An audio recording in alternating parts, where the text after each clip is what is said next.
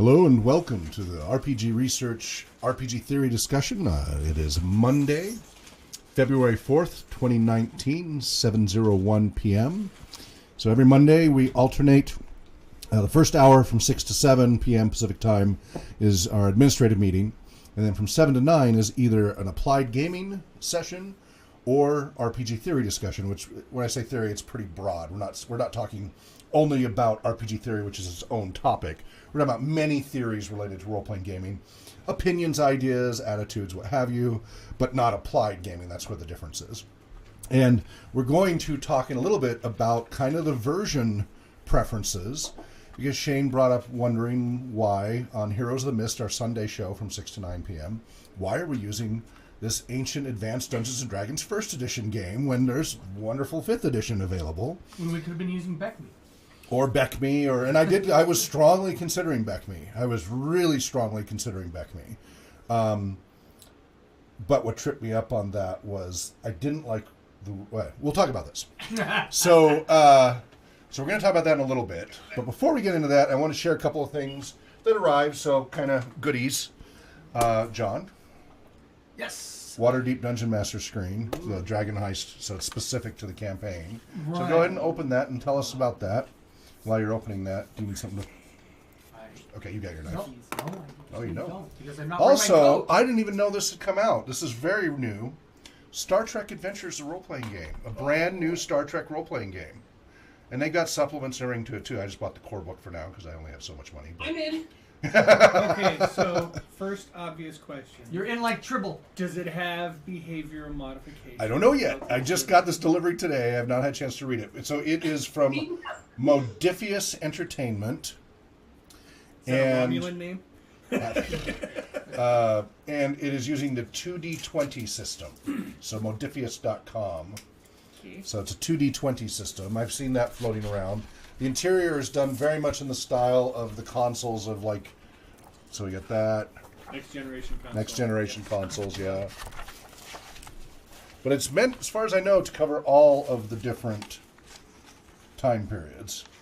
Cool. So we got yesterday's Enterprise. So let's read a little bit from this because it's kind of unwrapping here. Does it have the Bizarro Federation? The Or good Bizarro. and bad? Oh, Never- the reversed Yeah, alternate reality. Yeah, they I don't know. I have not. I just opened the book in front of you. How many hours have you had that? You haven't read any of it? I've been working on websites and emails and trading and. You're being mean. You're being mean. You're gonna get like 5 nerd cards full. Do we have different colors, like colored tiers? Or... Welcome to the 24th century. So, anyway, they give a blurb about 24th century. Adventures beyond the final frontier. Generic introduction.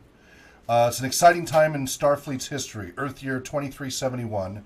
The USS Enterprise NCC 1701D will be sent on a mission to the Armagosa Observatory. So this is next generation, right? That's all next generation, isn't it? Yeah. USS Voyager NCC 74656 is about to be sent on a mission into the Badlands to search for a Maquis ship. And the USS Defiant NX 74205 has been assigned to Commander Sisko at Deep Space Nine. So is that overlap when all three of those were happening? Okay. To assist in the search for the Dominion in the Gamma Quadrant. Elsewhere, the fragile peace with the Klingon Empire could be jeopardized. Ambassador Spock tries to bring reunification with Vulcans to the Romulans, while the Romulans in turn plan to join with the Cardassians in a preemptive strike against the Dominion threat. You may be assigned to a starship caught up in the heart of these events, or sent on a different mission altogether, venturing into unexplored regions of space to make first contact with new civilizations, or to chart spatial anomalies that could lead to new information and advances in the sciences. Engage role-playing. That's what it says. Cool. There's a good chance that you have experience with role-playing games and are familiar with the conceit that they assume that. Think about how many could just be Trekkies, or Trekkers, or whatever you want to call them. That's probably coming in the starter set. Be patient. I didn't see a starter set. Well, maybe they haven't built it yet because people like you haven't called and said, hey. Yeah, so then it tries to explain what a role-playing game is. Yesterday's Enterprise. The default setting of Star Trek Adventures is the year 2371, stardates 48000 to 48999. But that does not mean that other eras of play are unavailable for the game. Game masters can choose to set the game at the dawn of humanity's exploration and start blah, blah, blah, blah. Okay, we get the idea. You can set it. But now we know they're trying to do it when all three of those shows are really kind of all closely linked together, which is a good time. There's a lot going on in multiple quadrants. That is a lot of material to use. And, of course, I've got all the other Star Trek, the older versions of Star Trek up here, too. In fact, I think I even have a little bit of FASA, the old Star Trek. So, play a role in Starfleet. Missions can be exploratory, diplomatic, feuding planets. What makes Star Trek Adventures different from other games, so we always want to see what they think is different about them, is twofold. The variety of stories and the depth of character. Star Trek is not just about exploring strange new worlds. One mission could be a life or death struggle stranded on a planet with hostile forces approaching while the crew tries to repair a damaged shuttle. The next could have a medical focus, with a crew member fighting for their life against a strange disease and the medical staff desperate to discover a cure. However, it is the characters that make Star Trek stories special. Behind the main story, through the heart of the action, the characters and their relationships are often the most important element. Frequently, the characters' personal stories come to the fore and become the focus of the adventure, and Star Trek Adventures encourages and enables this during play. Player characters have their own motivations and beliefs, relationships and challenges that make them more than simple numbers on a sheet. With the help of the players, the characters become three-dimensional, and when the characters are rich and detailed, the sense of tension, drama, and excitement throughout the game will make the experience unique and thrilling. Okay, so players, game master, characters. I haven't had a chance to print out character sheets separately yet. Dice, they use two 20-sided dice and 6-sided dice. So they want at least 2 d20s per player and 2 or more for the game master. They're used for different things, such as attempting tasks and determining results from tables. It doesn't explain what. Okay, then you'll need at least 4 d6s for the group. When they are used, they are called challenge dice. It's recommended the group has a large number of d6 or challenge dice available. Players will generally need 3 to 6 to determine the effectiveness of their attempts, whether this is causing damage or making a scientific breakthrough. Paper and pencils, tokens, beads, or chips. The players will also need 6 counters to track momentum points, while the game master will also need a dozen or more for the threat pool. Each of these resources is described later in the rules. The more players, the more of these counters of each type will be needed. These can be similar but different colors. So I've got a whole thing of poker chips that we use that are different colors. Nice, heavy clay ones are pretty decent. Doctor Who chips. Whatever you want. Fish and chips. And Modiphious Entertainment sells momentum tokens with the Federation symbol and Red Alert threat tokens. By the way, they did have kits, like a complete GM kit with screen and all these add-ons and dice for about $160. Complete kit of the books and several adventures and dice and character. Yeah, it was along the lines of Warhammer FRP kit. I didn't get that. I got just one core book, and then we'll evaluate it.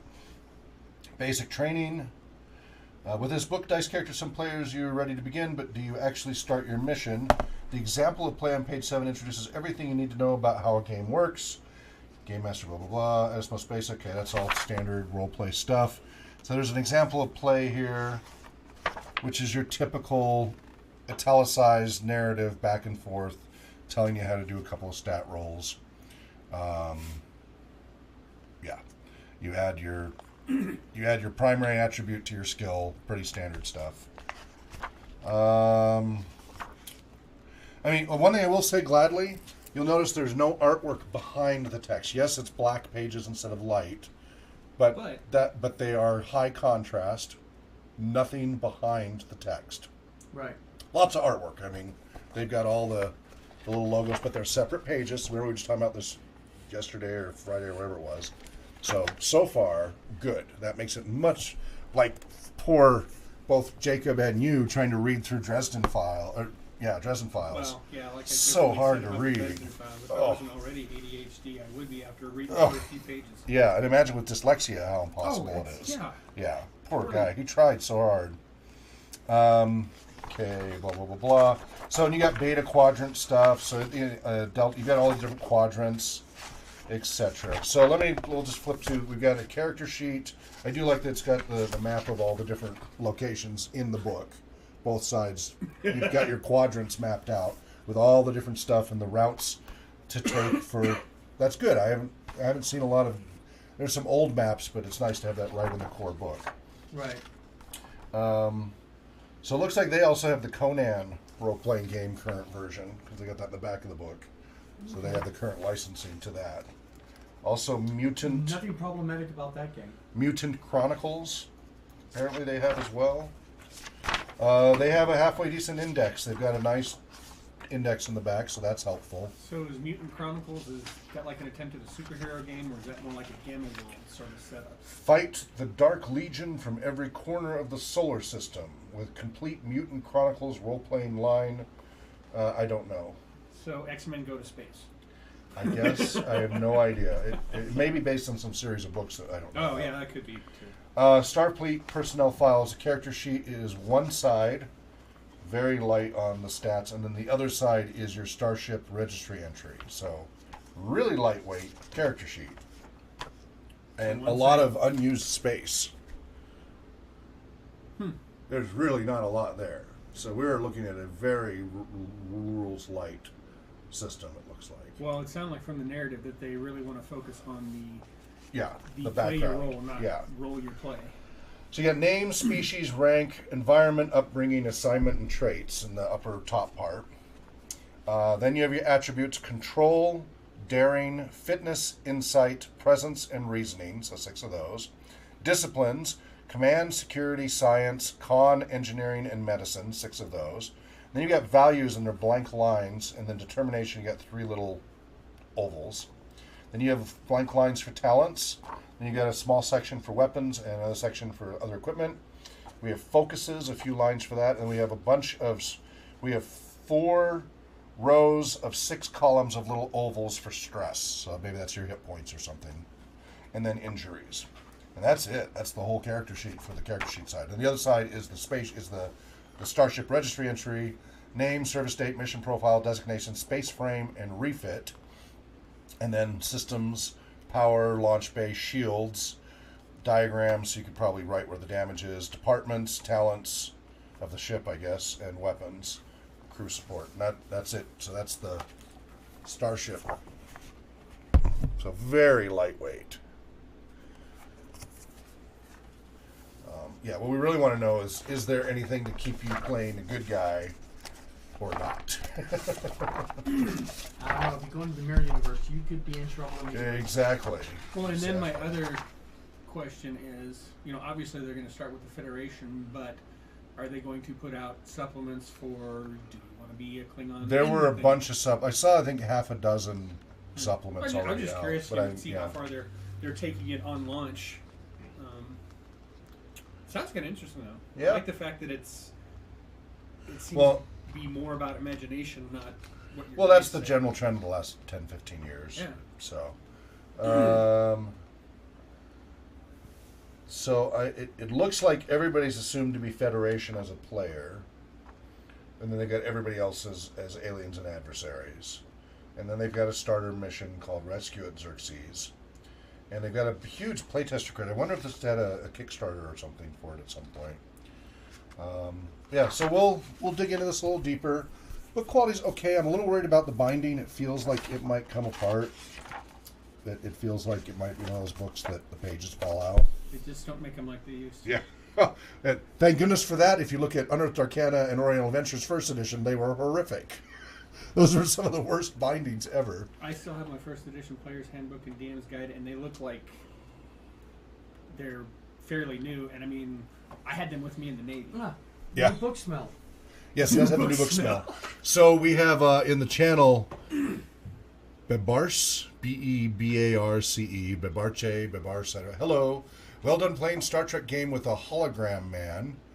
I think that might be you because the lighting is a little. Your shirt's kind of glowing a little bit. I'm not sure if that's Okay. Full disclosure: I did not know we were going to talk about Star Trek tonight. I'm just at the red rank of our red shirt. So Yep. Hey, that's the way it Nice starts. knowing you. Could be Yeah. a ghost giant. Gamma Cat says hello. Babar says hi. So we got a couple people saying hi. So hello back. Welcome. thank you for joining us. Yes, we're so glad you're here. So we'll be digging into that. Not a lot tonight, but we're just letting people know. I just got that today. We'll be evaluating it. We'll see if it has behavior modification to make it appropriate, and then we'll give people feedback later as we have time to delve into it. And then the other one is, John, do you want to talk about that Waterdeep Dragonheist DM screen and why it is of value? Of course, I do want to point out there is a page on the Prime Directive. Yes, of course, the Prime Directive. Yes. So, Waterdeep Dragonheist. Nice artwork that is specific to the city, which of course I will find not an angle that you can see it on. That's very cool. Is that camera working? Yes. That one is working, John. So bring it over here. Yeah. Yeah. Oh, this one Here, right I'll here? get Yeah, one they side. moved it there. Yeah. All right. So we'll just scan across. Here we go, Miss Waterdeep. All right. Here she is, Miss Waterdeep. One of the many reasons it's the Forgotten Realms. That hurt. Okay, this is not a combat screen. There is not a single thing behind it. Right, it's all about the characters and situations of the city, right? So the first panel is the code legal. Because it's a heavily policed city, right? Right.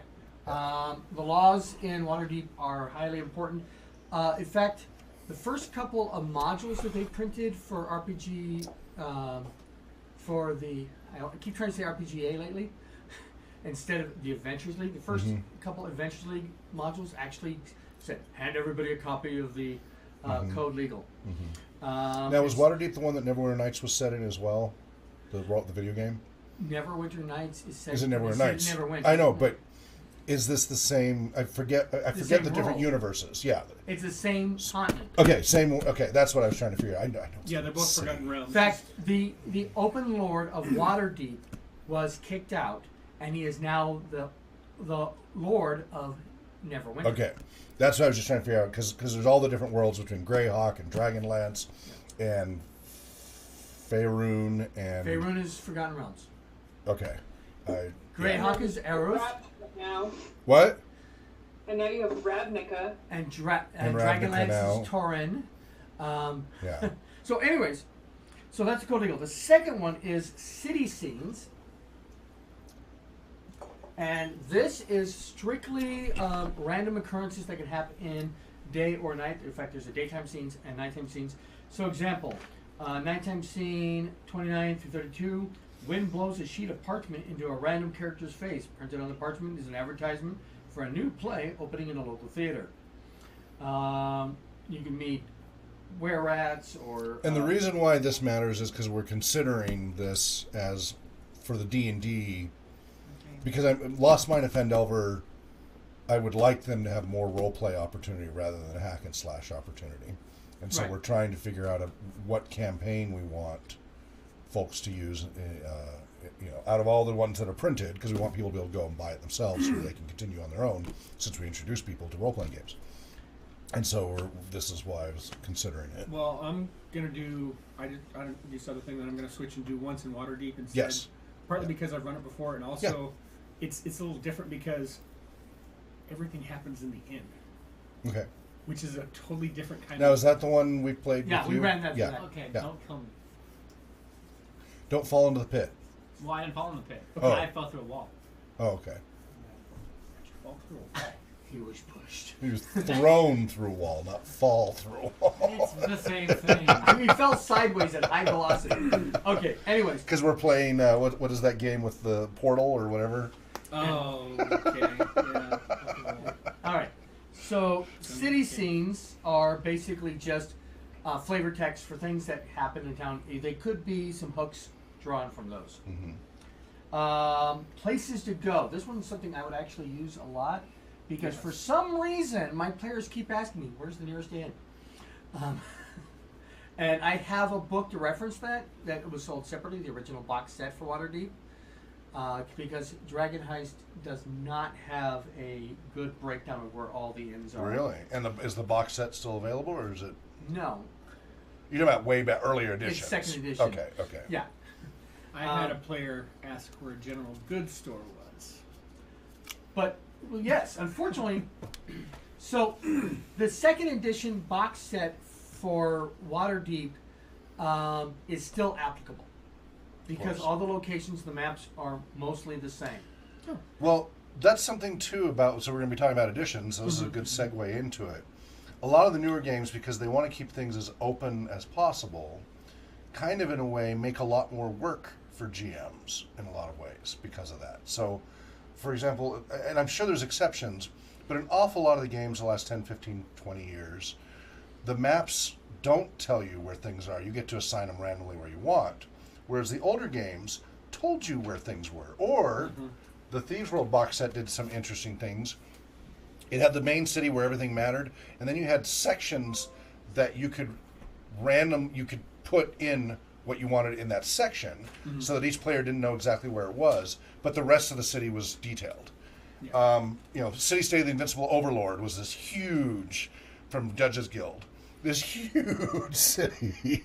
It was the equivalent of a never-ending dungeon crawl in a city, and you could put in a lot of detail with that if you wanted and be in that city.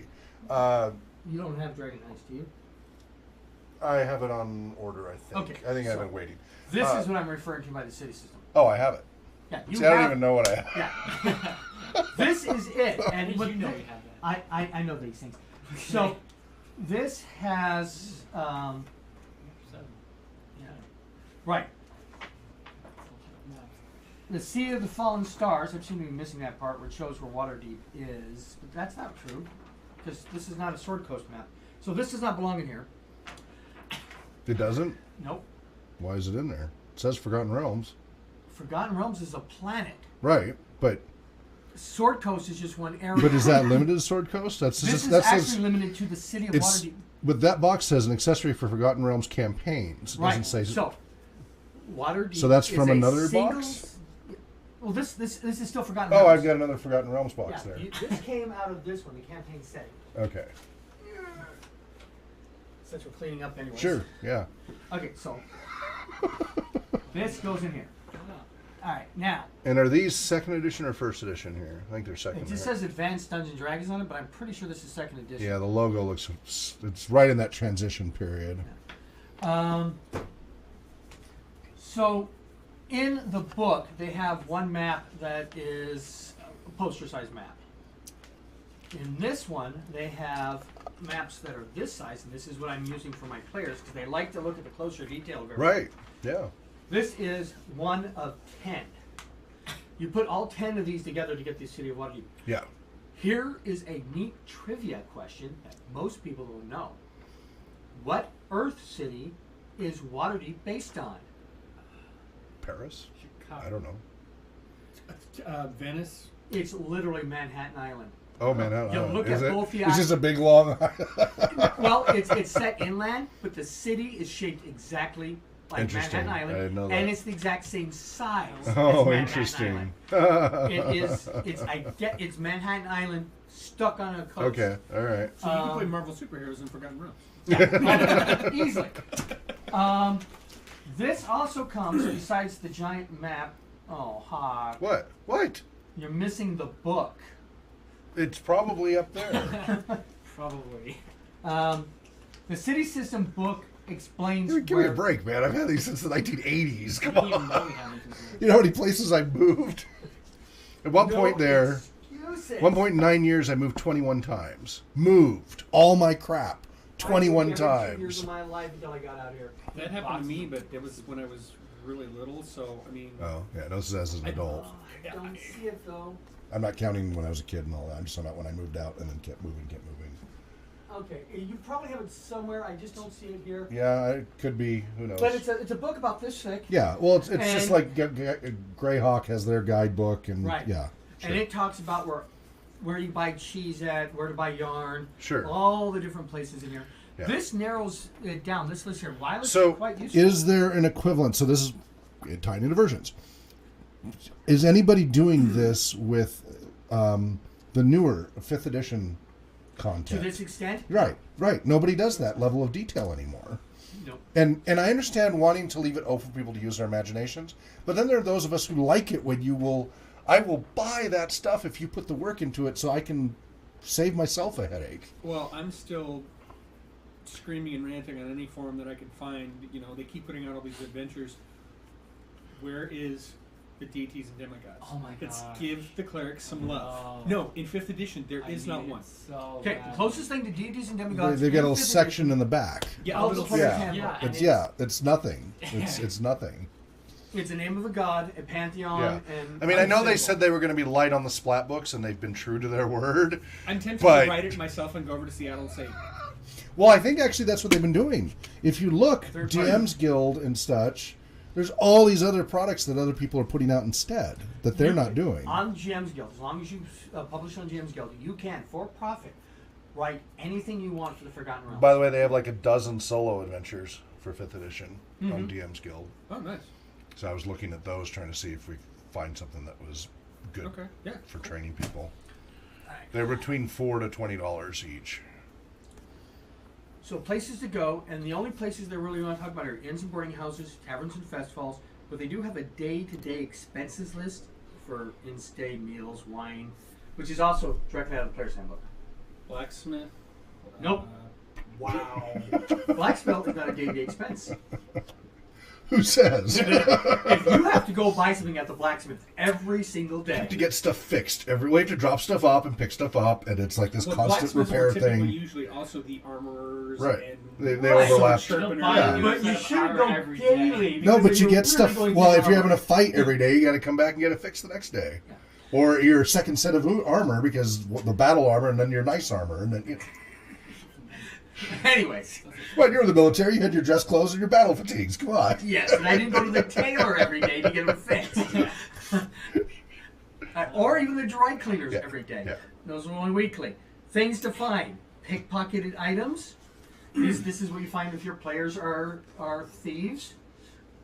Then you get referred to the other thing. What's with the robot? That is actually it's called a shield guardian. It is a golem. Ah, okay. Looks like a robot. There are automatons Okay. in there, but because there is the Temple of God who does all the mechanical, wonderful making things, they Okay. invented the gun. Okay. Broadsheets are all new. They have a list of just all the newspapers that are in town. Cool. I really only deal with the. So looking at that, Waterdeep what do you think is actually useful as a screen? How much of that do you think is actually useful? The most useful things that I'm going to find. My players aren't going around picking pockets, and I don't actually need, on a regular basis, a list of all the broadsheets. The inns, boarding houses, taverns, and fest halls on the daily thing, and their That would be handy. day-to-day expenses. I will use that every single day. But I would. Is there a nice map to go with? In the end of the in the back of the book, Poster there map. is a poster map of Waterdeep. Can you pull it out, or is it attached? You don't have the book. And yes, you do. You do pull it out Okay. because all right. there's a DM side and Okay. a player side. All right. Good. Good. Oh, nice. You should have in here. Speaking. Oh wait, hold it. The book I just yelled at you for not having. I figured it was probably in. Cast the first stone. Yes. Here it is.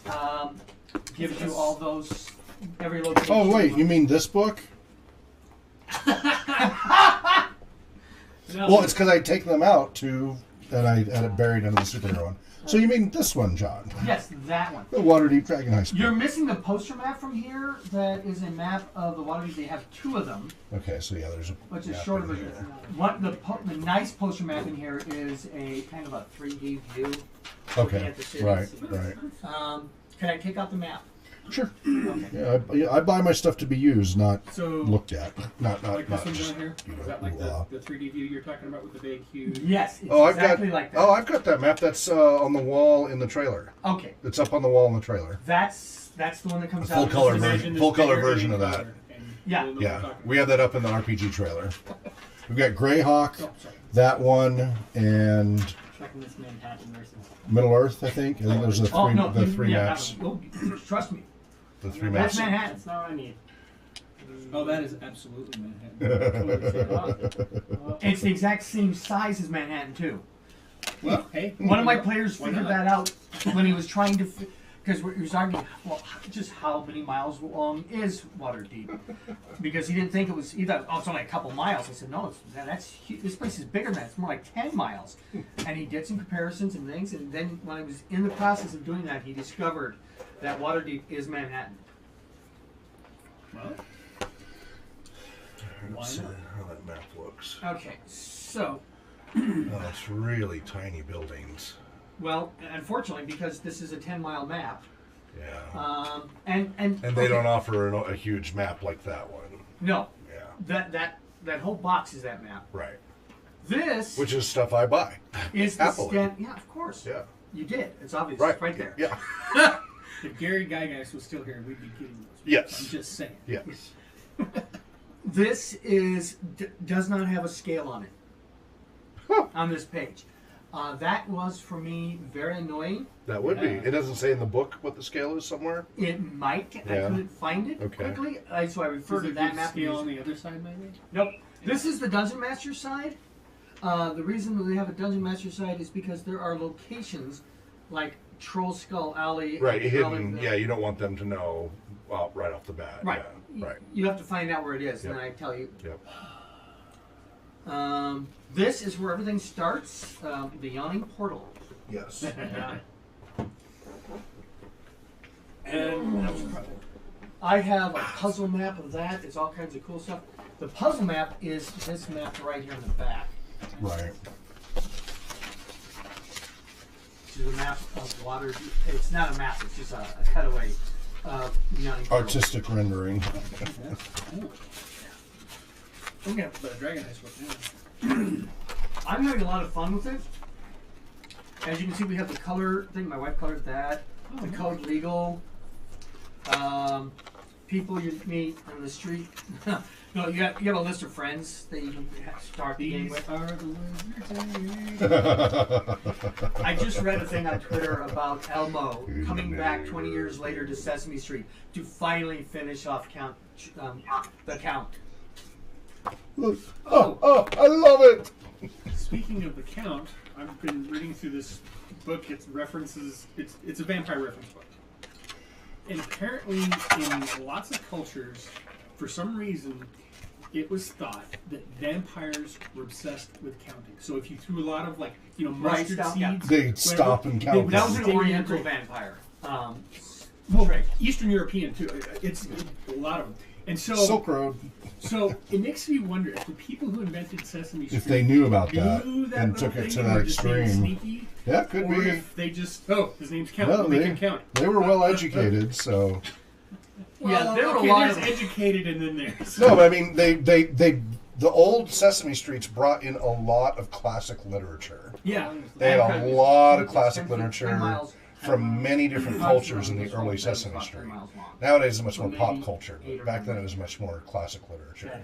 Yeah, but they're still getting the message across. Because if each of these Okay. was half a I don't watch it like I did because my kids are grown up. So. That's why I watch it with my kids and my nieces and nephews. Right, Okay, exactly. that could be The way it. they have But they didn't butchered write Mr. it Rogers' on the Neighborhood makes me freaking want to map. hurt something though. Now Here's the it's other thing. Daniel's What else Neighborhood, is and it's a missing here? stupid little cartoon, and they basically taken Oh, no, there it is. all the great The stuff you rosette. learned from Mr. Yeah, Rogers. okay. Yeah. Okay. So look at the difference between that box and that as far as map offerings.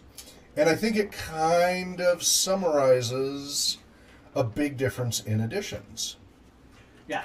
This is Level the of same detail, offerings, etc. Now, I'm not making a value judgment of good or bad. It's a difference, right? They have their different strengths and weaknesses that are going to appeal to different folks for different needs. So, to the original question, why are we using Advanced Dungeons & Dragons First Edition? We did have a point. Well, no, I get there. I No, get no, there. no. I bring it all in. So as long as I don't forget my train of thought. So, We were debating heavily between 5th edition, actually all the editions, when we were talking about Heroes of the Except Mist. for- Except 4th. We were not considering 4th. We ruled that one out. We brought it up, we don't talk about and we discarded it. Yes, the edition that we shall not speak of. So, We had to put it on the table so it was there. Yes, and then we went, no. That was an easy decision. You can put that with those there. Thank you. So, And so we went through a lot of the pros and cons between original D&D, which I was considering. So, John, if you want to grab the box, the wooden box. Right here. Yep. Riley, have you ever seen original This is D&D? not way Okay. it was originally published. No. Yeah. So I put it over here where the camera's. I'll hand it over to you as, you know. So this was the republished version of original D&D in a nice little wooden box. Mine needs... Oh, did I glue it? A piece? You were going to fix it. I guess I did. Unless somebody just stuck it on. Maybe I glued it. Somebody spit it. Anyway, nice little wooden box, nicely finished, etched in. I did a whole opening. I did I think 4 episodes on YouTube on the opening of this and going through the different things. You can check it out on YouTube. I have one of the originals. This is the Blackmore supplement from this one. And it's not like first printing. It's 9th printing, 1979. But still, it's Tell from he's the never gonna original sell it runs. because he wrote his name on it. What's that? You tell he's never going to sell it because he wrote his name on it. Yeah, well, I don't sell anyway. I don't buy these to collect and sell. I buy them to use. But then the reprint version, it's a big difference in the artwork, right? They did not reuse the artwork on the outside. They did on the inside, but they did not reuse the exterior artwork. What's that? For particular reasons? Well, Altar girl? some of them, yeah. One of them is a naked woman on an altar being sacrificed. oh, she had bikini mail on. No, Oh, wait a minute. not. no. I'm In thinking original D&D, she was naked. I'm thinking of the never mind. You're thinking about gamers. No. I was thinking of the original the Dungeon Masters Guide cover. The big Ifrit has the girl in his. Actually, and she's got bikini mail on. yeah, we're not talking about that one. Okay. Never mind. Carry on. Sorry. Where's my? I think I got it here, but anyway, It's in your dungeon. Yeah, it's going to be your pile. it's in my pile. Yeah. Okay. Because I don't know these things. So you're talking about this one? That's Yeah, that's what we're referencing. Okay. In the original D&D one, yeah. So they went with they went with the big cartoony anime style artwork style. They went with the 4th edition artwork basically, which I'm not happy about that, but whatever. So in the original edition, this is OD&D. You first came out with the first 3 books. So we had Men and Magic, Monsters and Treasure, The Underworld, and Wilderness Adventures. That's 1, 2, and 3. That's what came out initially in that order. So Gary Gygax and Dave Arneson, Gary Gygax, Dave Arneson, Gary Gygax, and Dave Arneson. And the first one, remember, they came from Wargaming, from Chainmail. And basically, the beginning book is just an extension of Chainmail. You only need, it lists the different dice. 4-sided, 8-sided, 20-sided, 12-sided, and then, 6-sided. But for the most part, you used a 6-sided and a 20-sided. So all of the character classes, which they just called characters, there were 3. Fighting men, magic users, and clerics. That was it.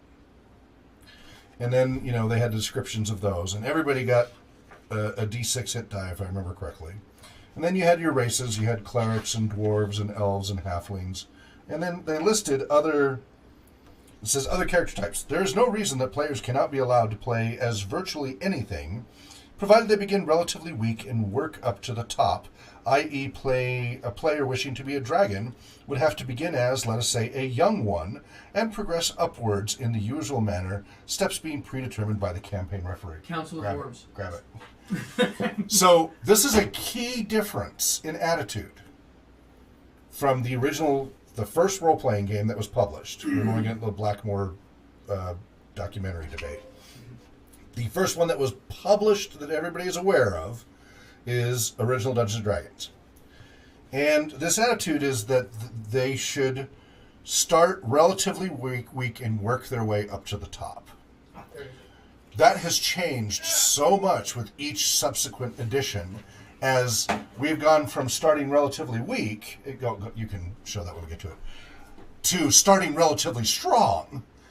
If you look at, Oh, you still get super strong at the end. but yeah, I mean you start much higher. So I call it point inflation in the system, but it's also much more starting as superheroes rather than starting as just average Joes. With each subsequent version, original D&D, first edition and BECMI, second edition, third edition, big jump in power, fourth edition, huge jump in power, fifth edition, they tried to tone it down because they realized they'd run into a problem. Well, I've been complaining about problems since third edition. With so much point inflation, when you start everybody out so powerful, the travel from here to here, so if you start with OD&D, you start way down here. You die really easily. If you don't really think your way through things and you charge into things, you're dead. Make another character. You're dead. Make another character. You're dead. Make another character. All the mages in my first edition games spent all their time unconscious. Yeah, pretty much. That's the curse of that challenge. You know, Raceland in Dragonlance and such, right? You know, if it wasn't for Caramon, he never would have made it. Really, really hard to get started. So that was a big complaint. A lot of people complained, it's too hard getting started. Let's make it easier to survive the lower levels. Can I make one caveat? Go ahead. That was not a problem with the game. It was a problem with the game masters.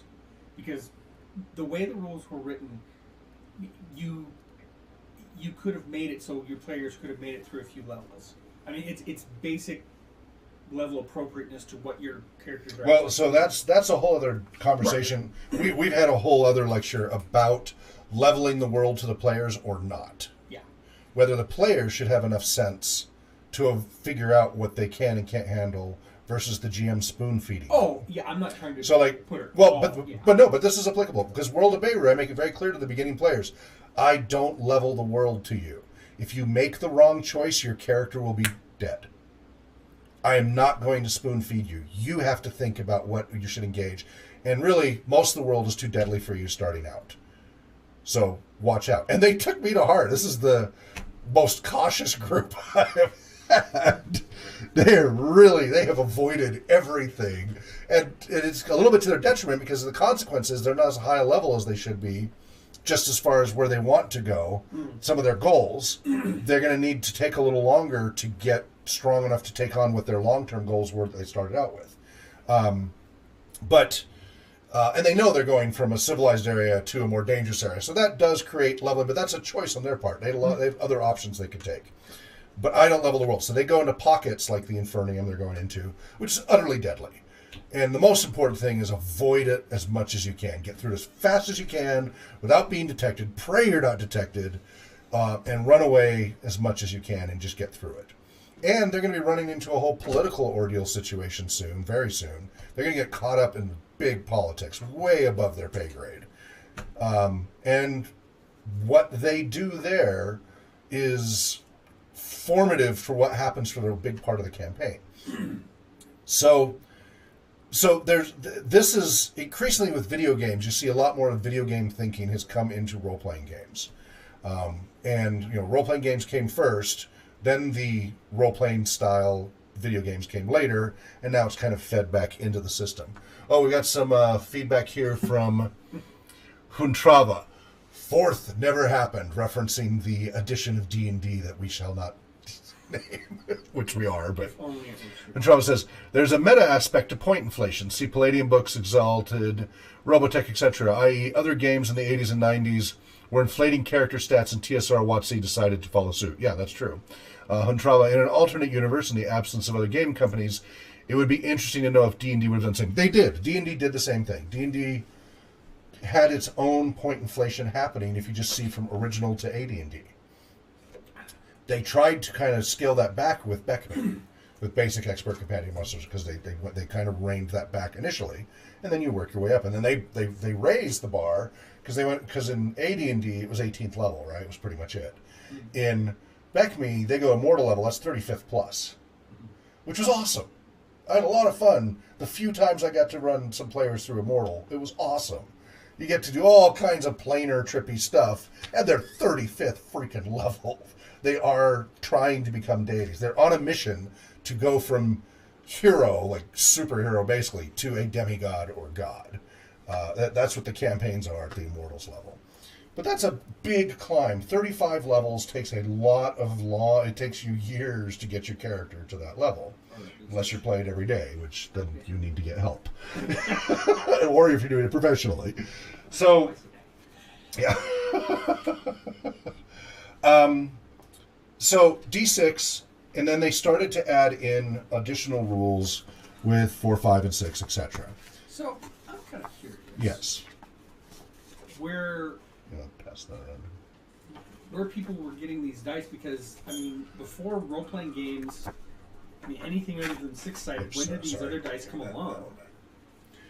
Right, well, because they came from remember, they were at all of the gaming conventions there in the Midwest, with wargaming and such, and so they had a line on the ability. These were not easy to get back then, but you could get them through these gaming connections.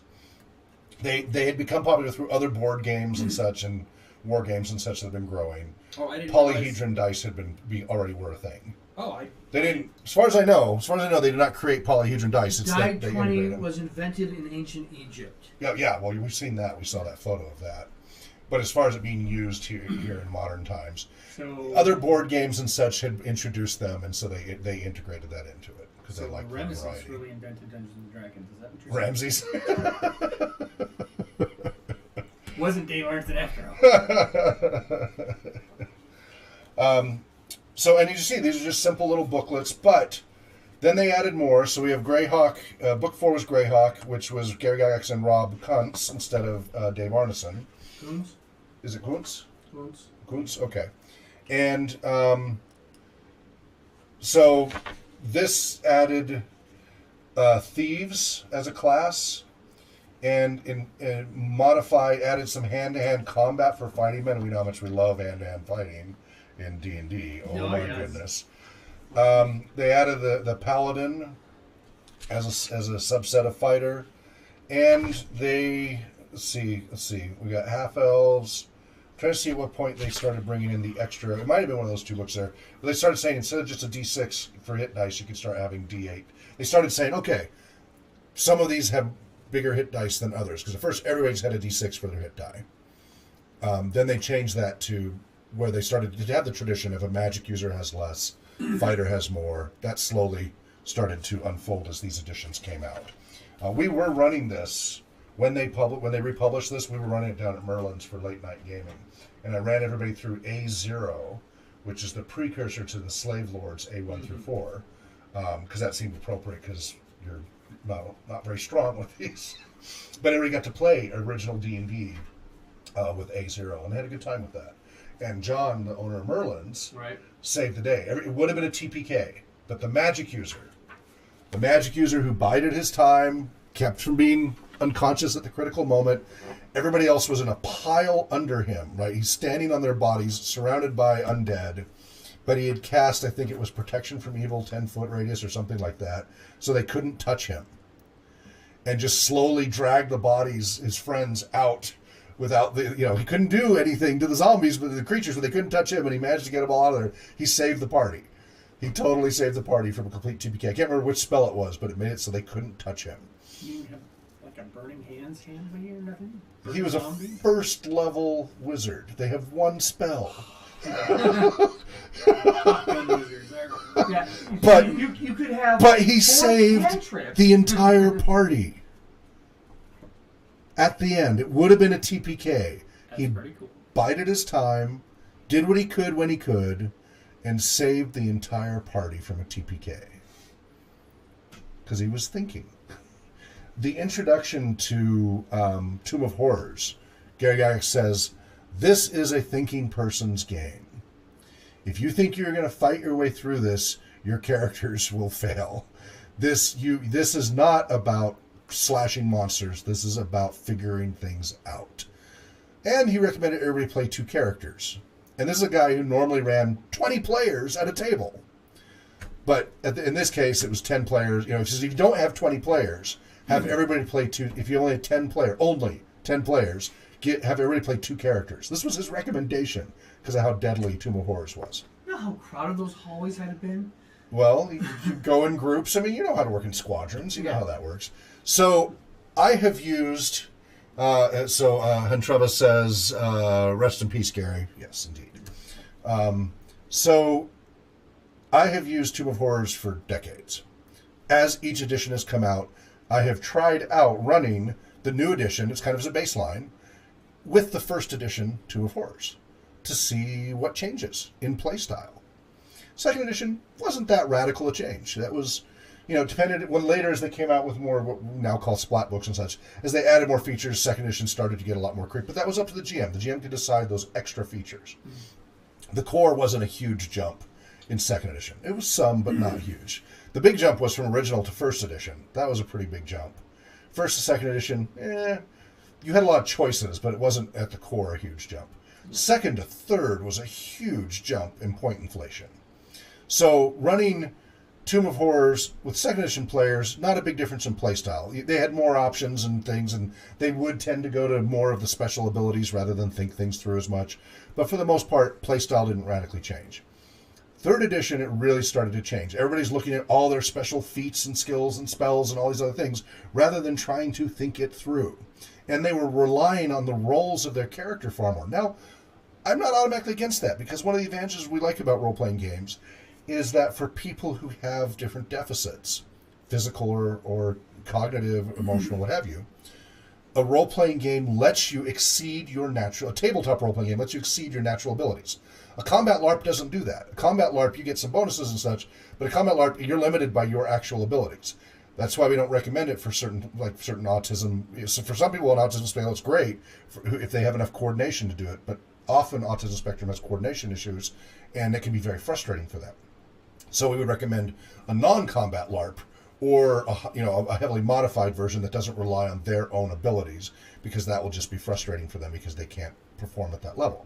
Tabletop role-playing game lets us far exceed our own natural abilities. So it makes sense that you would allow roles. If your character has an 18 intelligence and you have a normal 90 IQ, you're going to want your character to roll, not you figure it out.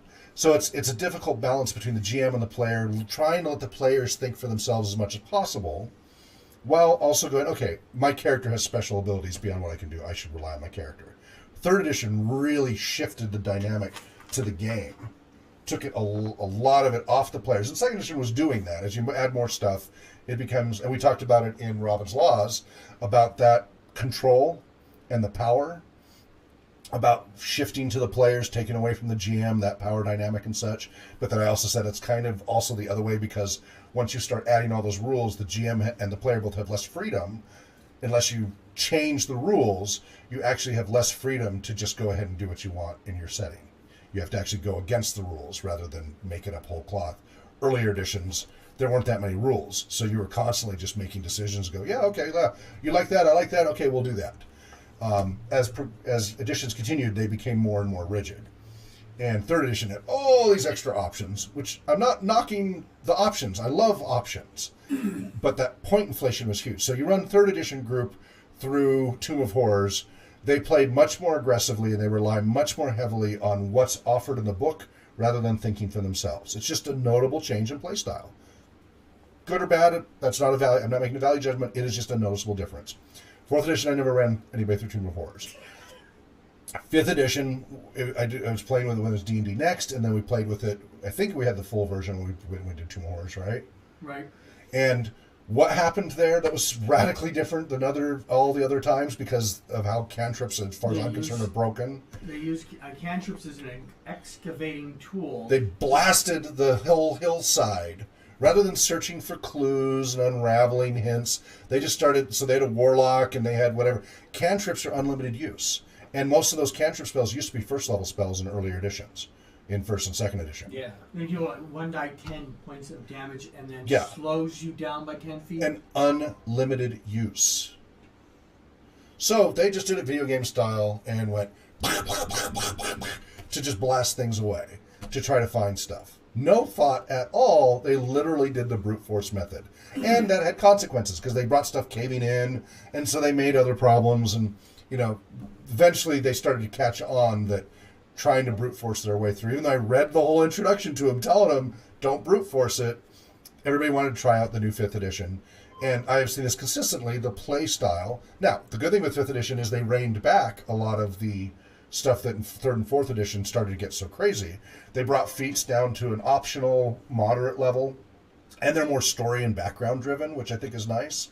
They really did a great job fleshing out the characters in 5th. I think of all the editions, 5th edition was the best one for helping players flesh out a new character with a nice background.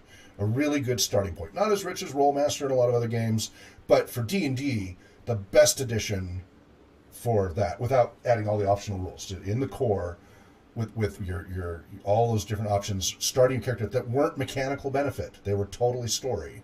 I think 5th edition nailed that beautifully.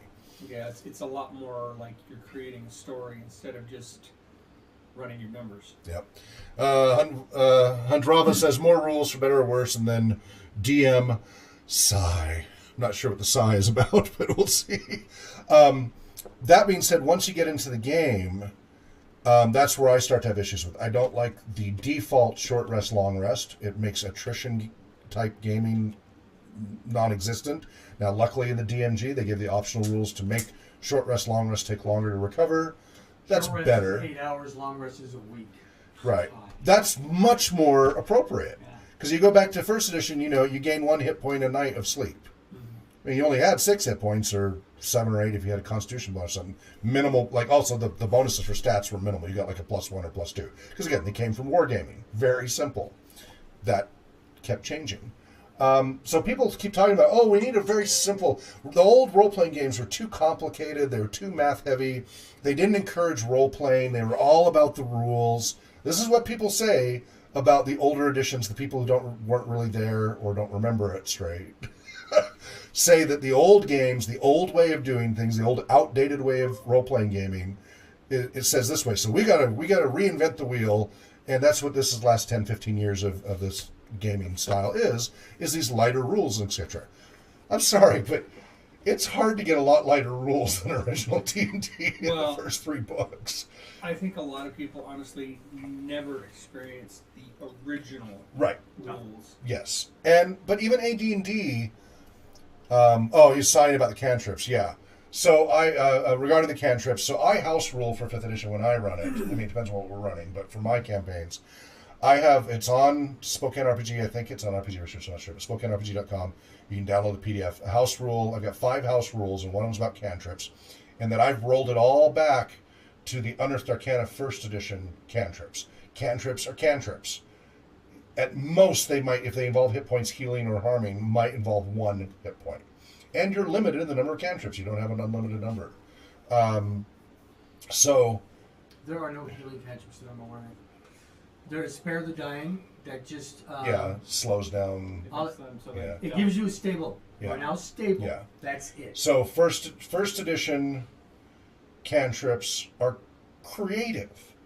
They had Smoke Puff and Firefinger and and they lumped it all into prestidigitation into one thing, rather than giving all these seeds of ideas. Anyway, you're saying... I'm going to introduce my group that the prestidigitation use the 1st edition cantrips. But the problem that I have, and I'm probably sure that most players would have, I have 1 spell, or I can do 4 cantrips. Now, do I take Tie My Shoe, or do I take Prismatic Ray? Tie My Shoe at the right time to take out a bad guy is awesome. Walking down the stairs. Yes. So I have to wait 7 months of gameplay before Tie My Shoe comes in useful. Well, you have to kind of know the situation you're going into. If you know you're going into a feast with a bad guy, then you want to be able to get away. Yeah. What's that? Going into a shoe store. Yeah.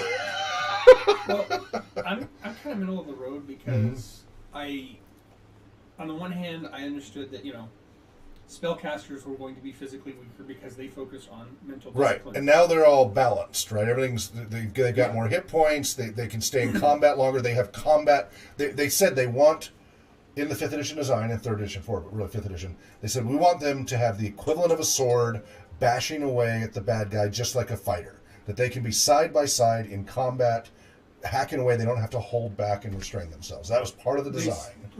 They can do the same amount of damage, but they still have less hit points, and they still have to stay But not, back because not they don't have that the armor much class. less. Not starting out. It's not that big my a difference biggest thing starting It's the out. difference between a die 4 and a die 10. No. Die No. 6. Die 6 and die 12 is the highest. Yeah, it's not as big a difference as it used to be. But just thinking that, okay, if you're going to be an adventuring, going out and doing something character, you need to be a little bit more robust. Now, I still think there should be a limit on the number of cantrips per day. And I remember I saw some article talking about instead of spell slots having spellcasters use mana or something. Right, so that's when you're talking about the old style D&D is they have a name for that. I'm blanking on it, of course. Spell points? No, the whole old style D&D Vancian style. That's called Vancian magic. Yeah. So it's an AD&D and such as Vancian slots and such. And they introduced the concept of spell points in Unearthed Arcana. Rollmaster was doing that from day one. Lots of other systems use spell points and a lot more flexibility. I'm not a big fan of the Vancian restriction. I don't mind the guidelines, but that's a different issue. Mm-hmm. But the cantrips got way too powerful and overusable. So I rolled all of what used to be first level spells back to first level in 5th edition. All those cantrips, if I can find them as first level spell previously, they go back to first level spell. And then I bring all of the Unearthed Arcana cantrips, there's like 30 something, and the Orsi for the clerics and such, so they get theirs as well. Those are great for story. My players over the decades have had the most epic moments because of a cantrip. Murmur. 2D illusion. Yeah. 2D illusion. He's used. Okay. I've never had a group use 2D illusion that much before. I'm not quite sure what to do with that one. I'm stumped on. I'm like, this doesn't feel right. Why did no other group ever do this before? Why? I swear I'm missing something. I swear he's overusing that beyond its abilities. I'm reading something wrong. And the range, the area that it covers, it's a 40-foot... Well, we brought that in. The 2 episodes back when he did the giant goose, we got that to the right specs. We got that under control. Because we read the difference between the double slash and So there's isms about AD&D and stuff that are a problem. It would be really nice if they did. So you know how they did with BECMI? They did a reprint of the Rule Cyclopedia where they kind of took all the different disparate... Because the problem with BECMI once you get higher level is you got to flip through 8 different books to find something, right? Because they're all little books. They just kept incremental, which is a great learning way. Like that is the ideal way to learn in layers. We talk about that all the time. Don't overload people up front. Get them playing right away, and they'll learn as they go. And that learning in layers is stronger knowledge. I talk about, from neuroscience perspective, all that in one of my lectures. So going into the game, that's a great way to slowly add more complexity. Start out simple, add complexity. I love that. We've talked about, I wish more games did that. One of the reasons we didn't do BECMI was we couldn't find at the time the basic rules. The other rules were available in print and PDF on RPG Now, drive-through, right. But the basic rules were not, which is the starting. And if they had been available in print, so that other people, if they were excited about this, could go do it, we probably would have gone with BECMI instead of first edition. Because I liked the layering of it. I think these folks here, who some of them are kind of noob to all of this, would have been a little less overwhelmed by some of the first edition isms. Because BECMI layers you in very nicely. But... Yeah. If you were to just, okay, we're going to play BECMI instead, we're going to just roll back everything back to that rules, then when you got rid of half the character classes that are out there. It was because it started out with a very limited set. Right, but the reprint brings in a bunch more. So if we had the complete, so if you want to grab the BECMI stack, grab the Rule Cyclopedia and then the gold box with all the BECMI stuff, and Wrath of the Immortals. So all 3 of those are together. These are all different incarnations. Yeah, just grab the box. I'm going to try. Okay, yeah. It's a little over. Yeah. And you have 3... I have multiple copies inside. Yeah, I only bring one. But they did a reprint of BECMI as a Rules Cyclopedia, but unfortunately they took out one of my favorite parts of the basic part of BECMI, which is the Frank Metzer 1983 Introduction to Role-Playing that walks you through with a solo adventure twice that layers in complexity on how the game's played. And you get to adventure. You get to roll dice and have hit points and see what happens and have your own fun little adventure twice. Then after you've done that, you then are walked through in the DM's guide, GMing for the first time with your players. You don't have to pre-read it. You can read straight from it, step by step, going, okay, you guys are going to that room, that's number 3. It's kind of paint by numbers for DMing. And honestly, I think all pre-gens should be designed that way. All starter kits, yeah. Well, not just starter kits, but like, I find it frustrating. No, like just Yeah, I mean, that's the difference between a campaign and an adventure module, I think. A campaign gives you all the source material that you should have the freedom and flexibility to apply how you want. But an adventure Module module should you be- shouldn't have to keep flipping back and forth. Yeah, it should be That's spelled out for very you. frustrating Yeah. to me. Well, so this, you've heard me many times talk about this, but we've got some different audience members. So this is the basic Dungeon Masters 1 and the basic players, the 1983 Frank Metzer version. And, very simple character sheet, right? We have really, really simple rules. Well, very similar to what these other people are trying to do. And this has been a little more debugged than the original D&D stuff, right? This is a lot easier to read. The OD&D stuff, you have to flip between all 7 of those booklets. It's a mess. If they would reprint OD&D Organized, which is what AD&D was supposed to be, but AD&D, they added a lot of stuff. I would like to see a compilation of OD&D just put together, which kind of is, I think, in OSR. Old school rules, I think. Yeah, and but I I'm have not read them at not all. sure how much that is AD&D. Oh, here we go. Old school D&D borrowed heavily from Lord of the Rings, and Gandalf didn't cast spells as a matter of routine. That is correct. But we're supposed to be much more powerful than fighters later in the game. Character progression in D&D shamelessly mirrored Lord of the Rings in that regard. High-level wizards were much more powerful than high-level hosts. Yes, definitely. So they borrowed from... They got the whole list of those sources. Fafhrd and Grey Mouser, those books. Conan, Lord of the Rings. They borrowed from a lot of different sources. And yeah, they got in trouble in the original D&D, and I think they changed... I don't know, did they change it here? It was originally hobbits, not halflings. So they did, I think, update the text in these to comply with the licensing, because they got in trouble with, at the time, Tolkien Enterprises, a Saul Zaentz company, because by then the Tolkien estate family had sold some of the rights to Saul Zaentz, a big Tolkien buff. So I know this background the very well. first reprinting of the very first printing of the deities and demigods, they had all Yes, I kinds of have. lawsuits. I have. Because there was the This is the forbidden version. yeah. So, anyway, just so those of you who don't know, I'm founder of the local Tolkien Society here, Other Minds Magazine, which is Tolkien-based gaming and literature. We're an official Smile, the UK Tolkien Society, and big Tolkien buff. So, Middle-earth-roleplaying.com, rook.com, TolkienScholars.org, TolkienMoot.org, the annual convention. Yeah. Anyway, he was pointing that out, it comes to Tolkien. Okay, so we have in here that they pulled out... let's see. So we got American Indian mythos, no problem there. Arthurian heroes, no problem. Babylonian, Celtic mythos, Central American, Chinese. Cthulhu mythos was pulled, because they didn't have permission for that. Egyptian mythos, Finnish mythos, Greek, Indian, Japanese. Meldubanean was pulled.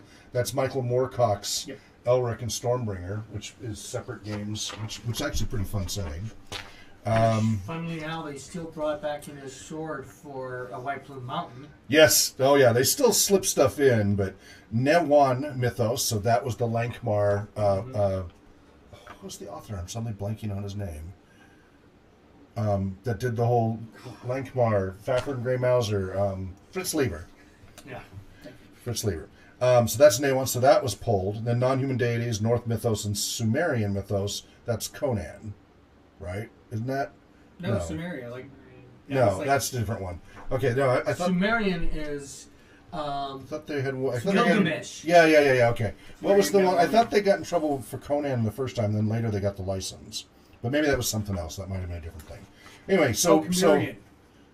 Cimmerian. Yeah, Or whatever. Cimmerian. Yeah, that was it. Sumerian versus Chimerian. Cimmerian, I think it was, yeah. Sumerian is Babylonian. Yeah. Yes. So anyway, we got Cthulhu, Meldubanean, Newan. They had multiple license violations. So, and they didn't even change the cover or anything. You cannot tell easily the difference between that. I have 4 copies because I kept trying to get... I had the original one originally, and somebody stole it. Me And I too. spent years trying to get a replaced. All I could get was this raggedy one. And I got 2 others that they claimed and they weren't, and I was just like, yeah. So, yes, that's the whole licensing issue. Yeah. Tangent. But anyway, this is a great way to learn in layers. The neuroscience about it is really strong, that if you want people to learn complex topics, you just slowly layer up. You can teach pigeons to steer missiles, as Skinner did. You can teach pigeons to steer missiles on target more accurately than humans if you teach in layers. That's what he was able to prove. Scary, huh? But true. So you first learn the basic. This is levels 1 through 3. Then you go to expert, and that's what 4 to 14 or something like that. Then you go to the companion. Then you go to masters. Now you're getting up. I think masters goes 25th level. I forget. And these are all really thin booklets. Your table contents or your indexes on the back.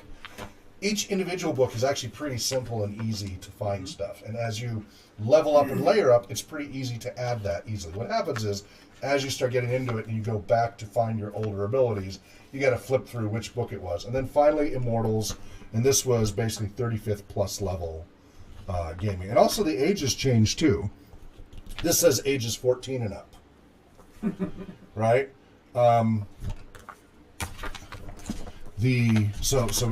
Immortals, we go down to Masters, and it says ages 12 and up, right? And they started getting into more mature topics too, right? Some of the stuff they started getting into, and then you get down to it's ages 10 and up, and that's pretty much where they stayed at with the lower levels.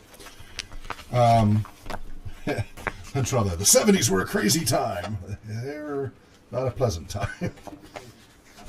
What's that? I don't know. So this is the ideal way for learning to introduce. I think every game company should be doing this layered approach as an option. That all of their starter kits that claim to be starter kits, this is how they should do it. Now, we did an unboxing 2 weeks ago of the Call of Cthulhu starter kit, and at least for the player side, they did it right. It starts with a solo adventure, and we played through the entire solo adventure, audience interactive ish. Riley and Danielle, we played in a 3.5 period. We talked about it, we unboxed it, we talked about it, and we played through the entire first adventure, and destroyed several square miles of New Hampshire in the process. Part of the heavens. Acceptable loss. And New Jersey. that is a great way. It's slowly layered in.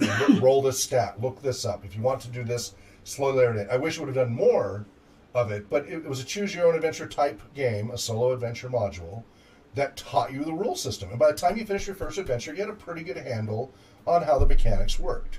By yourself. You did not have to try to get it. You didn't have to read through the whole book.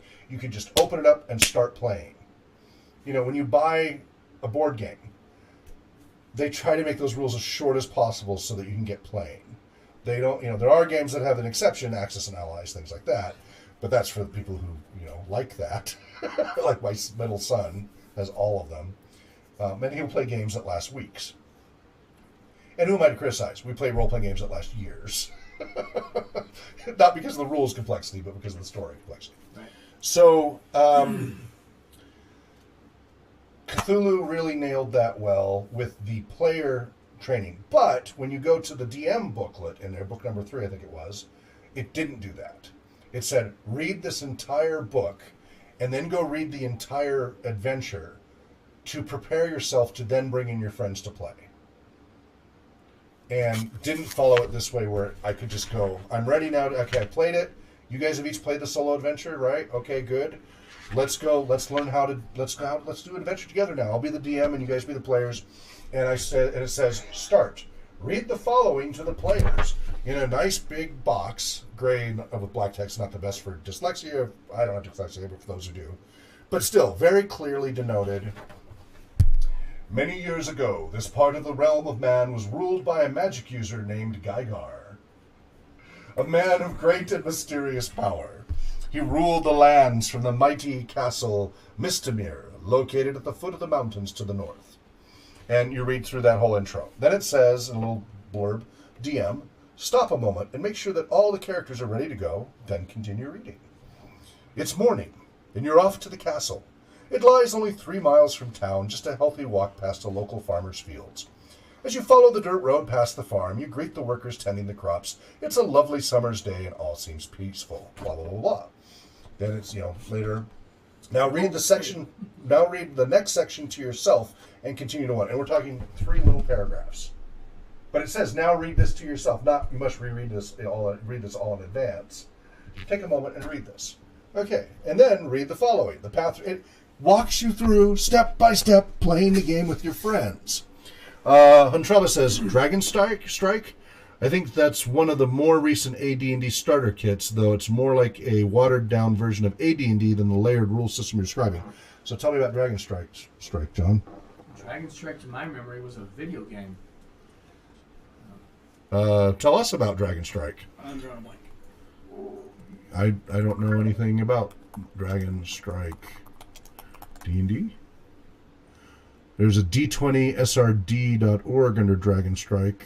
Dragon Strike RPG. Board game. Let's see, Board Game Geek.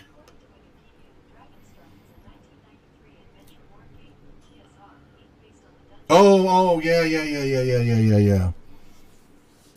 Similar game to Milton Bradley's Hero Quest. One player acts as the Dragon Master, the DM, and controls the placement, movement, and action of the villains.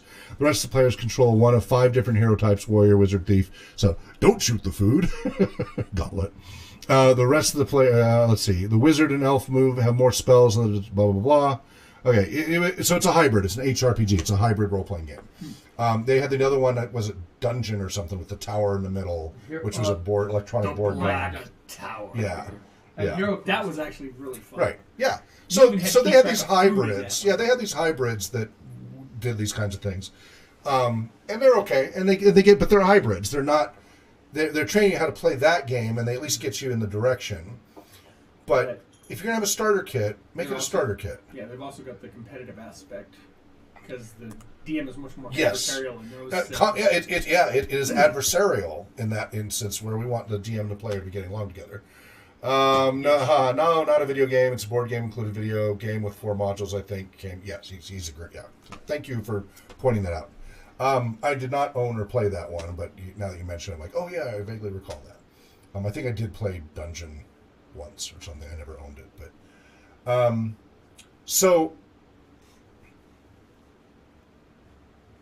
we're talking about different versions and the progression here, and again, it's not that they have their own problems, right? First edition AD&D is all over the place.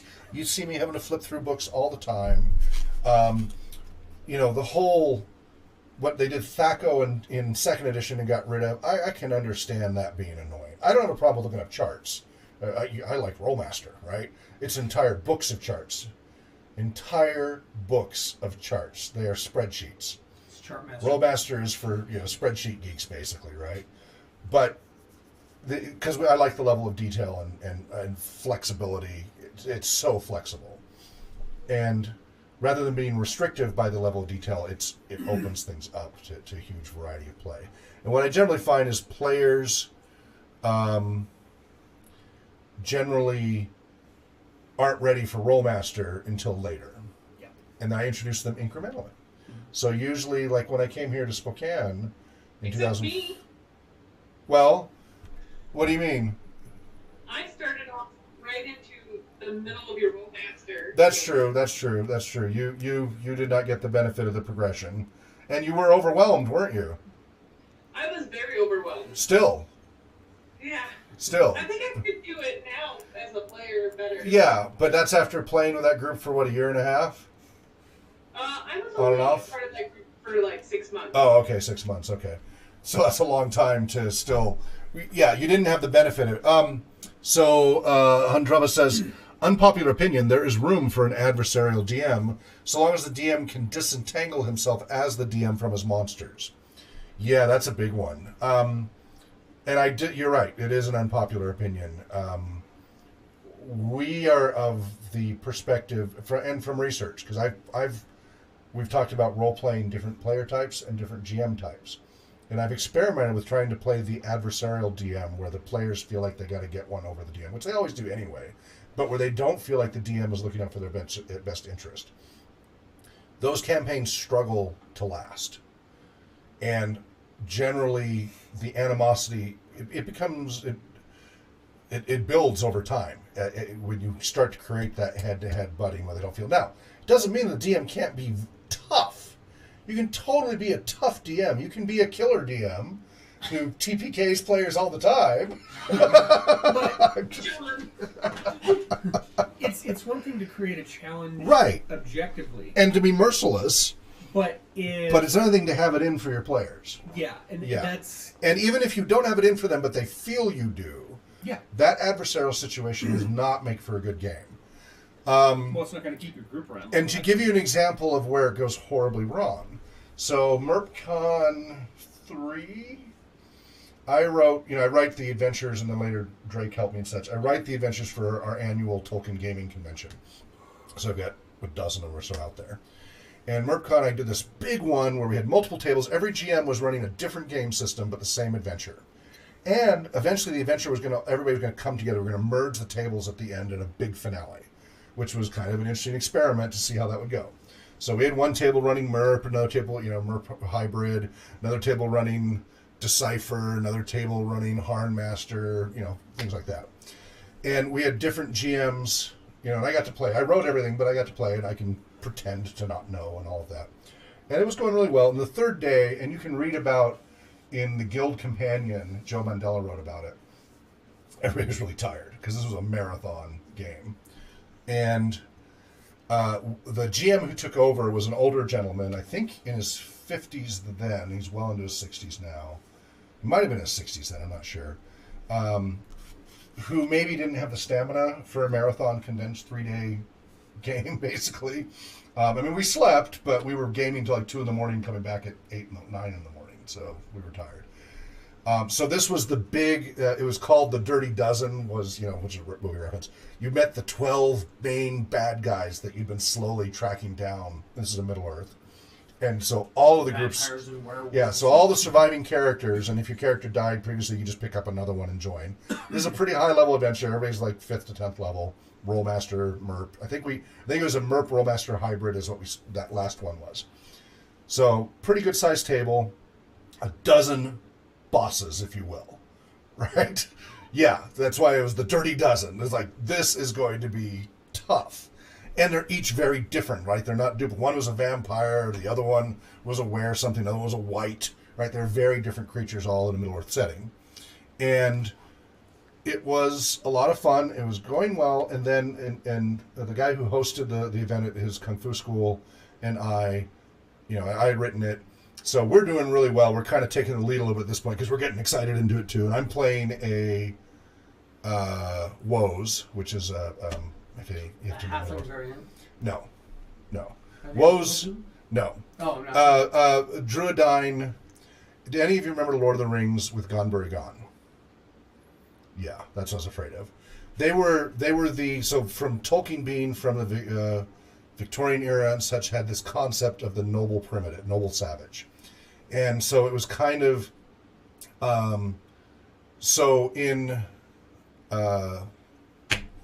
he was basically like a really primitive Polynesian type, stereotype type race. But they were the only race of man in Tolkien's setting that were never corrupted by Morgoth essence. All other races, human, elvish, dwarvish, have been corrupted by the dark side, if you will. That was the only race that was never corrupted. They were primitive, but they were pure. So I was playing a Woes Ranger, and then David was playing, I think, a Numenorian fighter or something. And we're coming in. And of course, I know this is the big epic battle, so I take all these herbs, right? Because you've seen the rules that I have for herbs. And so I take every herb to boost, to buff up, because there isn't a lot of magic, but there's a lot of herbs. So I'm double speed, and I'm plus 20 strength, and I just... Drug basis. I'm just going to take it all, because I know this is the big battle, And I don't know, so what if my heart explodes, you know? Right? So we're going in and we're kicking butt. We're really doing well, which is supposed to be part of the fun. And we're getting beat up. This is not easy, but we are winning, which is how it was written. And something in the DM snapped. There was something, and he literally said, "You're killing my monsters." I'm like, dude, I'm the one who wrote this. What are you talking about? But in a way that was like really upset that we were killing them off one by one. I'm like, yeah, that was supposed to happen. I mean, it wasn't guaranteed to happen, but he was taking it personally and started to cheat. So at the time, I used to know Rollmaster well enough that if I rolled something, I pretty much knew what the result was on the chart. So when I rolled something, I went, oh yeah, that's a 20 and an E critical. Or, you know, etc. Well, anyway, stuff was rolled. He said I failed stuff that I knew. I wrote the adventure. I freaking know the stats. And he outright cheated. And then he knocked us both out because we were doing too well. And tried to turn the tide against the players. Something, again, he was very tired. He got grouchy. Something happened. That everybody was having a wonderful time. And then they felt like the GM had it in for them personally. And that wasn't exactly what he meant to happen, and he kind of apologized later after he got some sleep the next morning. He's like, I don't know what happened. I just felt I needed to protect the monsters, and everybody was just killing them, and it became a personal thing. It became a personal attack. It was my characters getting killed. You know, like, the DM has to set that aside. And not take it personally. Yeah, so he's commenting, taking the herbs like the 80s Olympians. Yes, I will break you. The DM, he should be excited for you, provided everyone is having fun, but the monster fudges should be 100% out for blood. Wait, the monster should be 100% out for blood. There's another word for someone who fudges the rules in their favor. Cheater. Yeah, he did. He cheated. And I knew it. Right? And up till that point, he had not. There was something that just in the heat of that moment snapped. There was a change in him. So this is an extreme example. But it is the risk you run if you put yourself in an adversarial situation that in the heat of the moment, it can devolve very rapidly before either party has a chance to realize. You get that adrenaline going. Adrenaline gets going, your brain's not running the same way as when adrenaline's not running. You know, it anesthetizes the hippocampus, activates the amygdala, you get flashbulb memory, your narrative memory gets impaired, and it affects your higher functioning. And when a game is going really well, that's going to happen to the DM and the players. And so you want to set up an environment that's not going to encourage that kind of conflict, interpersonal conflict between the DM and the players. The power is already there for the DM, with the exception of some games. The DM already has all the power. And it's really important to be the beneficent dictator in that situation and not the, you know, malignant overlord who's trying to prove everything to everybody and show everybody what a great adventurer what a great DM I am and bright, you know. And that's what I keep seeing whenever you see these head-to-head situations between GM and player. It's a real... Those groups don't last. They tend to churn through a lot of players. Now, there's always exceptions. There are always exceptions. He says, too bad, sounds like an amazing scenario. Well, it's all available in PDF format on tolkienmoot.org, by the way. All of the adventures are. You can download them. They're all in rough shape. Like, I get a lot of them polished, and then as you get towards the end, it gets notes, and I need to fill this in, and to be done, and I never get around to it. And so I have all these unfinished modules, but they're playable. You can totally play through them. So that's where the Dresden Files come in. Kidding. And so tying that in with the complexity of the system and such, when we're talking about the power balance, when we're talking about Robin's laws of good game mastering, the more light rule systems allow a lot more of that freedom, but you better make sure you have a good dynamic between the DM and the players. Because I have seen groups, and I saw it with my little brother. So my little brother is a great writer, and he's multilingual, and he's a professor and all of that. Or something like that, I don't know exactly. In Spanish literature and philosophy and philology and everything. And when he DM'd, he had a story to tell you. And darn it, you are going to see every cool part of his story. This is where the storyteller DM can go too far, right? This is where you got to balance the storytelling type of play versus, no, it's a game, not straight narrative. And he literally, if you were trying to go in a direction he didn't want you to go, oh, you see 100 orcs over there at the ridge. Okay, well, we'll go over this way. You see another 100 orcs at the ridge. And you knew he was like improvising to keep us literally railroaded for us to see the story. You should His bring her on groups- the Oriental Express. That one Yeah. Yes. Yes, it kept on there. See, I'd have pulled a Worf on him.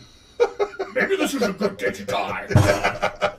Take your 100 orcs. He says only a Sith deals in absolutes. That is correct. Yeah, we have a whole spectrum here, and you have to be really careful. But you want to find that balance between the storytelling and the game. I love as a DM not knowing how it's going to turn out. That's part of the fun for me as a DM. Despite what Robin's Law says, claiming that all DMs are control freaks, which I completely disagree. There are bad DMs who are control freaks. I think there are times that you need to take control. Of course, you need to guide. You do need to take control. You need to rein in problems, things like that. We train everybody how to deal with problem players, etc. But it should not be a control freak thing. No, because I mean, some of the most fun adventure things are when the player comes up with something and you're like, Yeah, it's awesome. okay, I got nothing. But you have to be able to set your ego aside for that, Oh. and some DMs struggle with that. Yeah. So rules heavy system can be helpful if you have a situation where the DM maybe does have some of that tension with the players. As long as they're not a cheater, the system will help keep the game going. Because as long as you're following the rules and you don't get bogged down in rules lawyer arguments, the game mechanics being heavy and complicated will just keep the game going. Keep the game going. Just follow the rules and you'll be okay. The more open-ended games rely a lot more on that interpersonal give and take and interpersonal dynamics, and that if you do have a more confrontational environment, that's going to be trickier because you're going to be less willing to do the give and take the same way if you have that confrontational attitude. The players are always going to feel like it's skewed the wrong way. So that's the tricky thing between light and heavy editions. Now, we're talking about this from a lot of different angles because so as we were looking at this for Heroes of the Mist, again, debating between 5th edition, BECMI, and AD&D was basically what we were down to. In the final stretches, we were evaluating different ones. And so we role-played a lot of our auditioners earlier last year through first edition. I don't think we ever did BECMI because I couldn't find an imprint version, right? Right. So we ruled that out because we couldn't get this first one in physical print. And part of the point, we want people, when they're introduced to a game, to be able to go buy it themselves. Yeah. And not be a PDF. It has to have a physical version. PDF's great, but you have to have easy, even if it's print on demand through drive-through-RPG, it's got to be easy to get. That's just one of our rules. And we couldn't find that available, unfortunately. It still isn't. I was just on there yesterday, and it's still, I can get the PDF, I can't get it in print, and it bums me out. I can get, the reason why is because they say, well, buy the Rules Cyclopedia. But the Rules Cyclopedia doesn't have the beginner intro stuff. And it took out the Immortal stuff. You have to buy the Wrath of the Immortals to get that if you go with the Rules Cyclopedia. So they're kind of adding on again. So it kind of defeated the point. I would have loved to have seen what they did with Rules Cyclopedia done with original D&D, with that core simplicity, all right there, before it went to AD&D and before it went to BECMI. That would be a great one to clean up and organize all in one book. Nice, light system, all that freedom to play with as you want in the classic style of D&D. I would love to see that happen. I don't know if it ever will. That would be a lot of fun. I think it'd be a lot of fun because we really did enjoy playing OD&D. It was a rules light system. It was a pain in the rear finding anything because we had to flip through 7 little booklets that have no organization. It was, it was an alpha draft. It is amazing it caught on as well as it did. I'm so glad it did because it was rough. AD&D organized a lot of it, but they brought in a lot of stuff that wasn't really. I don't think they tested out that well when they rolled it into first edition. And then they added more stuff later, which was fine, take it or leave it. Second edition, I was just livid that they were going to make me start all over again. I had bought everything first edition. I enjoyed and they're going to make me start over. But I did like some of the things that there's some added good in, stuff to it, yeah. But I started getting annoyed. It was like it was easier to collect comics than it was to collect all the little booklets you got for second edition, and it's just yeah. And some of those they could have, like they did, Ultimate Fighter, Ultimate Thief. Why? Right, every little book for every class. Yeah. Why didn't they just come out with an Ultimate Guide? Because it was to make money. They were trying to figure out because your fighter would buy a book, and your thief would buy a book. Yeah. Everybody buy their own book, and if you go with a new class, you would buy another book. Right.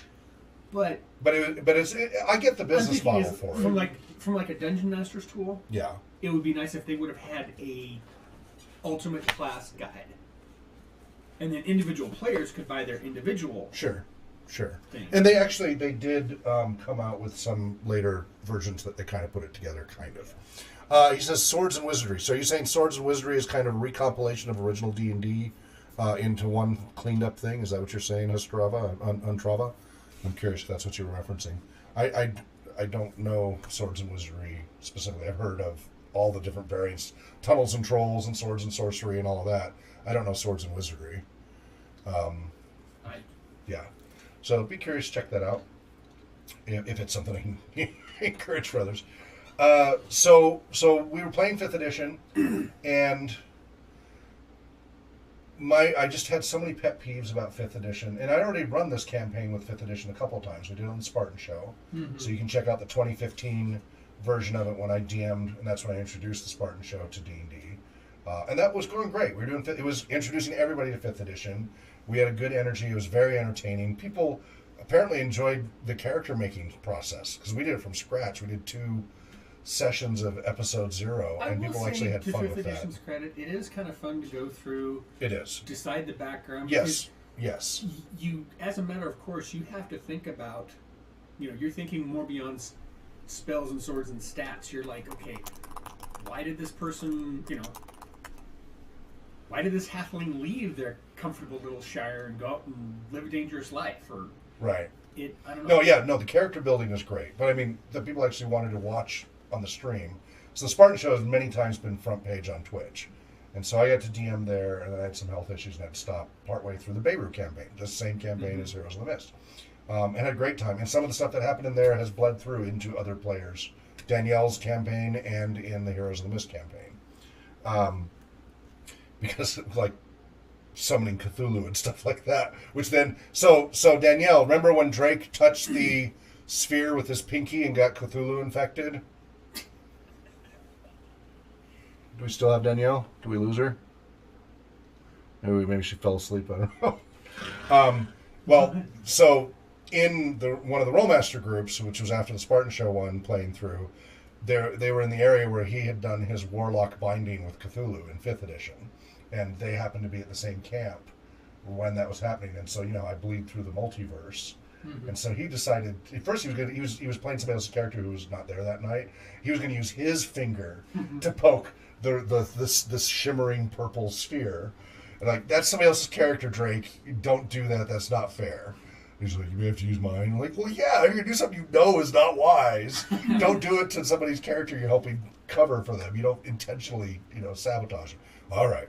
So he's like, all right, just before the other guy was just going to do this, but he's like, all right, just the tip of my pinky is going to touch. And it unleashed all kinds of problems over time. Which that is, they haven't seen yet in Heroes of the Mist. They'll see it probably the next night, is bleeding through into the next one. But anyway, so 5th edition stuff had all this power. It definitely led to a very different play style. They played much more aggressively than some of the other groups had played. And the 1st edition group, I'm just amazed how much they've held back. Part of it is the racial choices they made. I warned them, it starts out in a human-dominated area. There's a lot of racism, and only one character is human. So they pretty much avoided a lot of the role play and encounters a lot of the way. They still had plenty happen, but that made a big difference in their choices. Mm-hmm. Some of them were familiar with 5th edition, some of them were not. So some of them it would have been pretty easy for them to be able to jump into it. But also 5th edition is a lot more magic. And Beirut has plenty of magic in it, but the more magic you cast in the game, the more the bad guys will find you.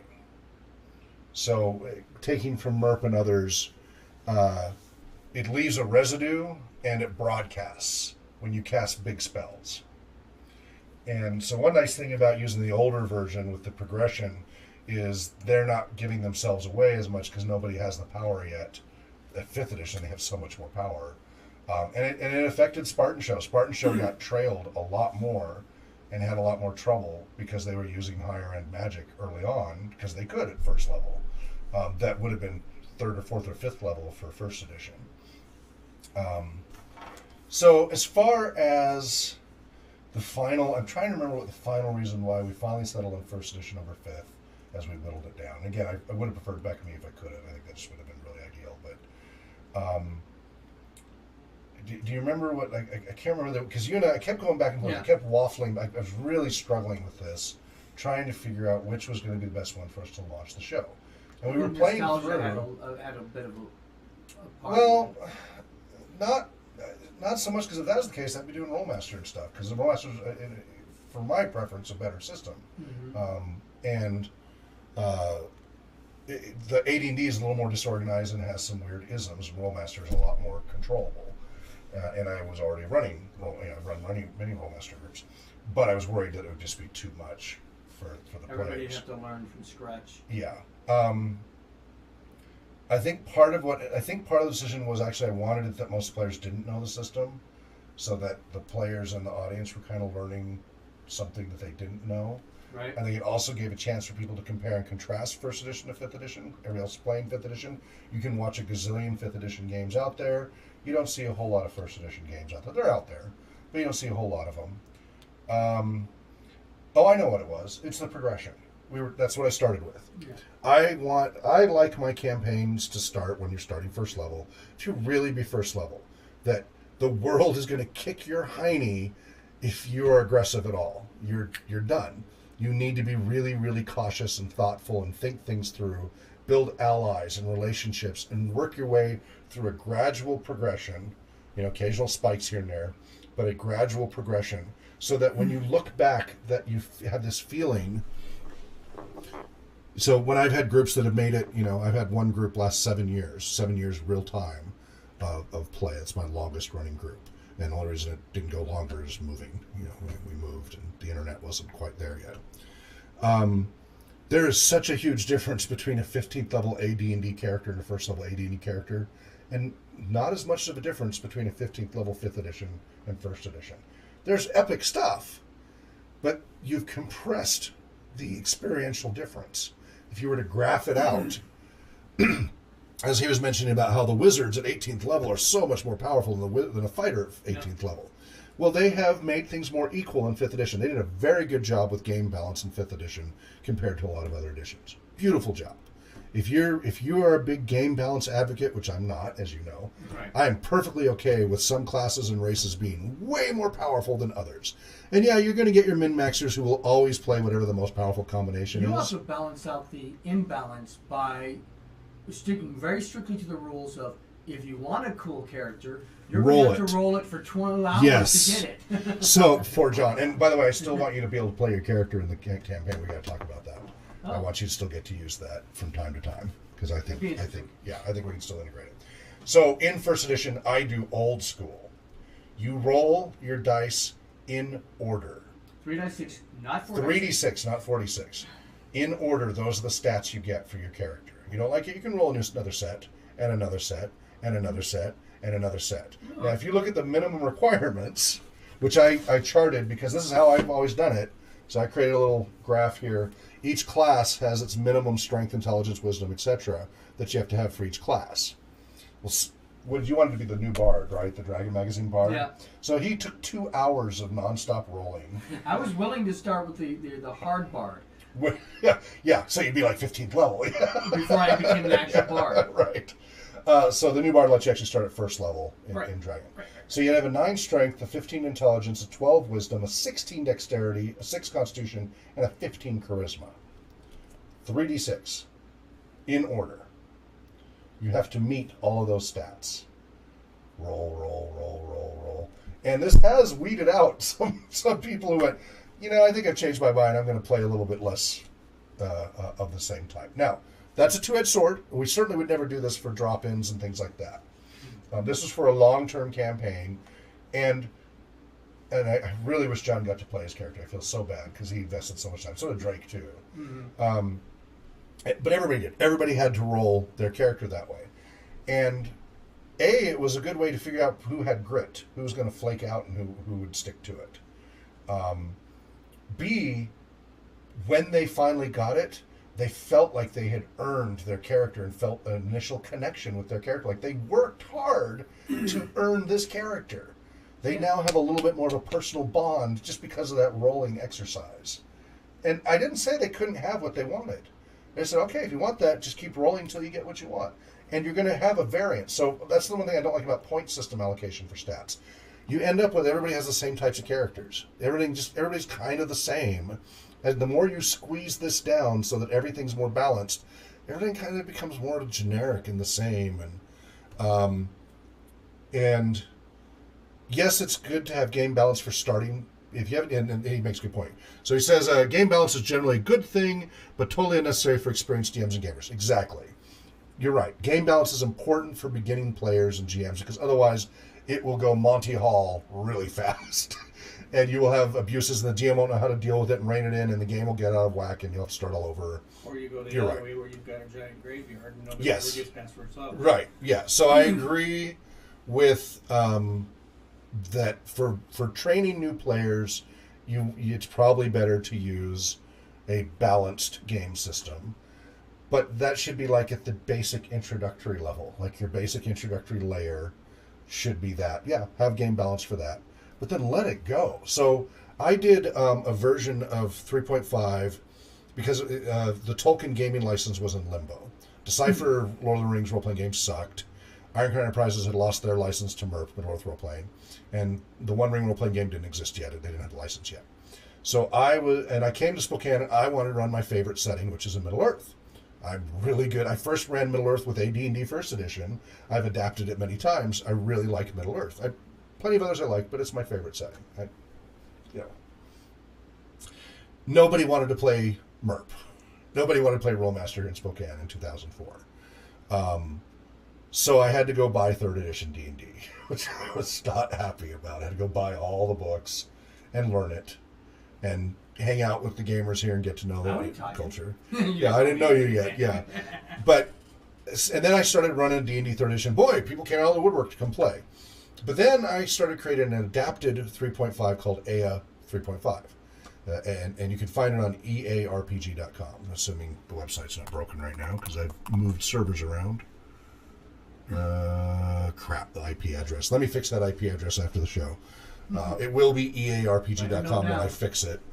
Yeah, I've got it in the tab. So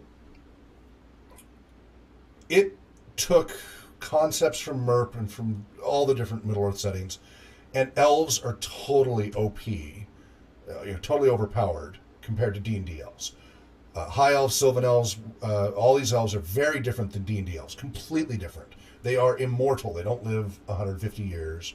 They're not 5 feet tall. They're 6.5 feet tall. They are the elves of Middle-earth. These are the firstborn, the Eldar, who came first, and all the others are but a pale reflection of. And Numenorians are somewhere in between. Hello. Yes.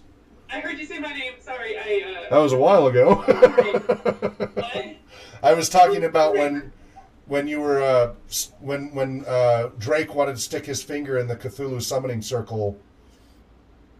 That was something else. I understand because I wasn't even a part of the party. It was right afterwards that I joined. But they were still so furious. It was like something they talked about every week. It unleashed so much havoc. And Heather's character with the curse of the fairy, ugly stick on her nose and all that, yeah.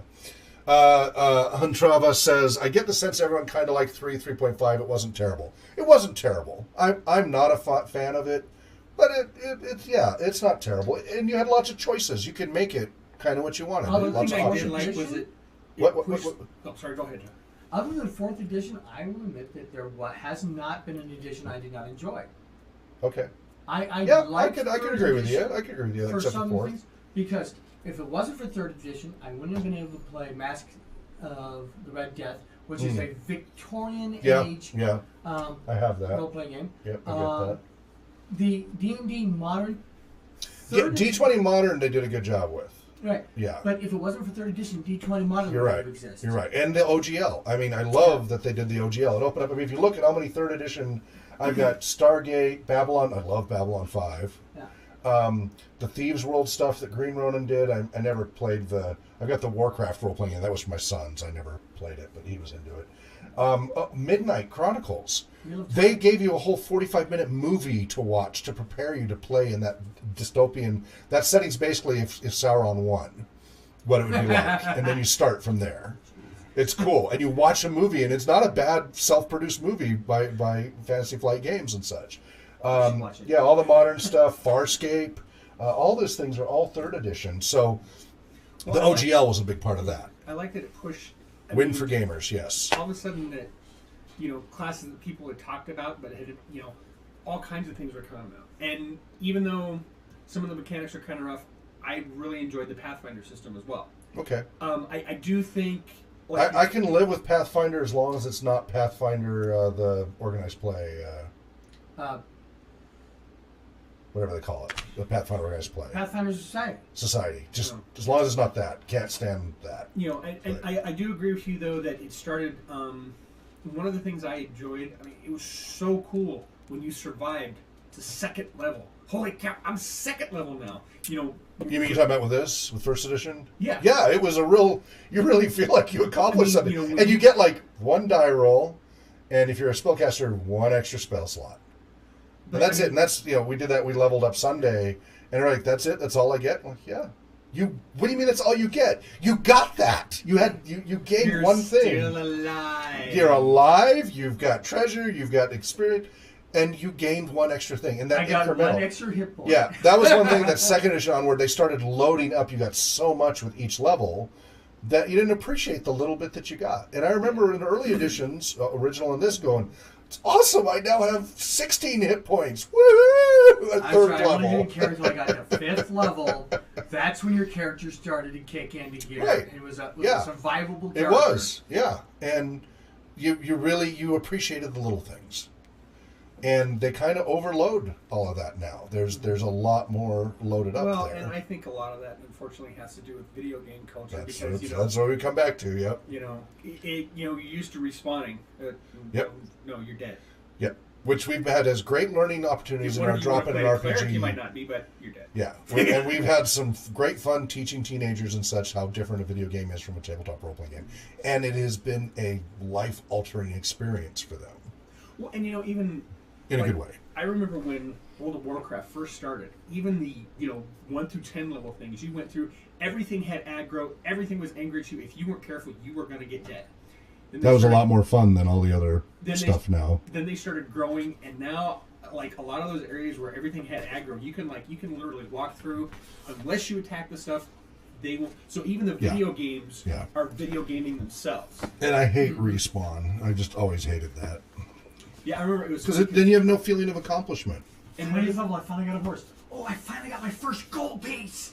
Yeah. So Riley, you've been very quiet. Yeah. And I know you're younger and newer to this, but I'd love to hear your insights and your disagreements or whatever your thoughts are. Well, I've only played 5th edition, so Okay. I can't combat anything you say. You played a little bit of 1st edition when you were auditioning. Until he gets... Didn't you? No, we played Thank You Evil. When you did the audition, we did No Thank You Evil? Oh, all right, sorry. You won't appreciate 5th edition until the 6th comes out. Right.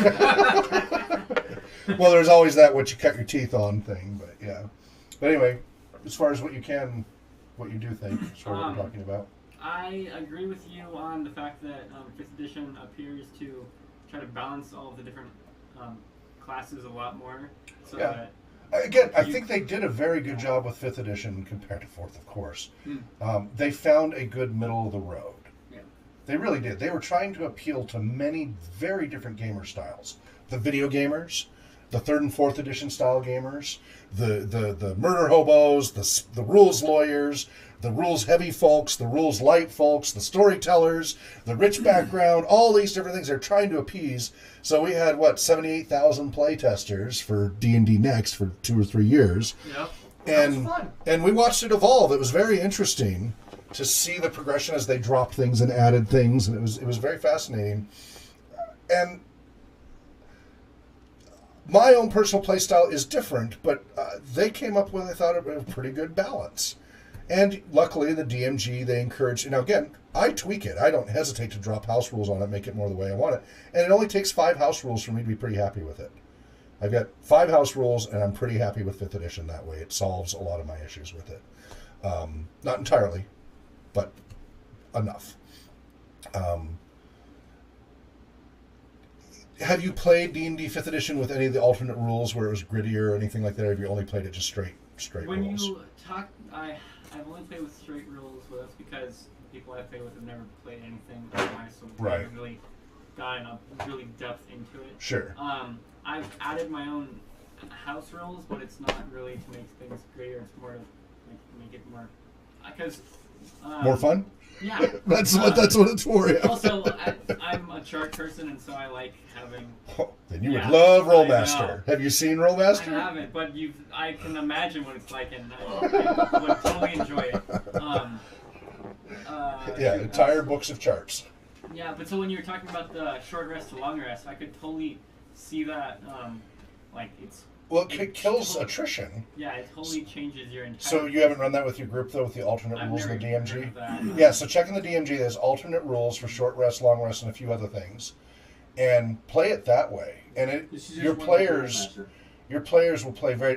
Grab the Arms Law Claw Law. That's the combat chart Oh book. god, excellent. I didn't want to Combat compare chart. Okay. But so, yeah, I could totally. You will have a very different game experience. They will have to play a lot smarter, which is a lot more fun. But so with the cantrips, and you were talking about that, it's to help balance. This is the dagger. This is Each one weapon. weapon. This is the dagger. Each weapon attack has a table. separate 2 pages of charts. Wow.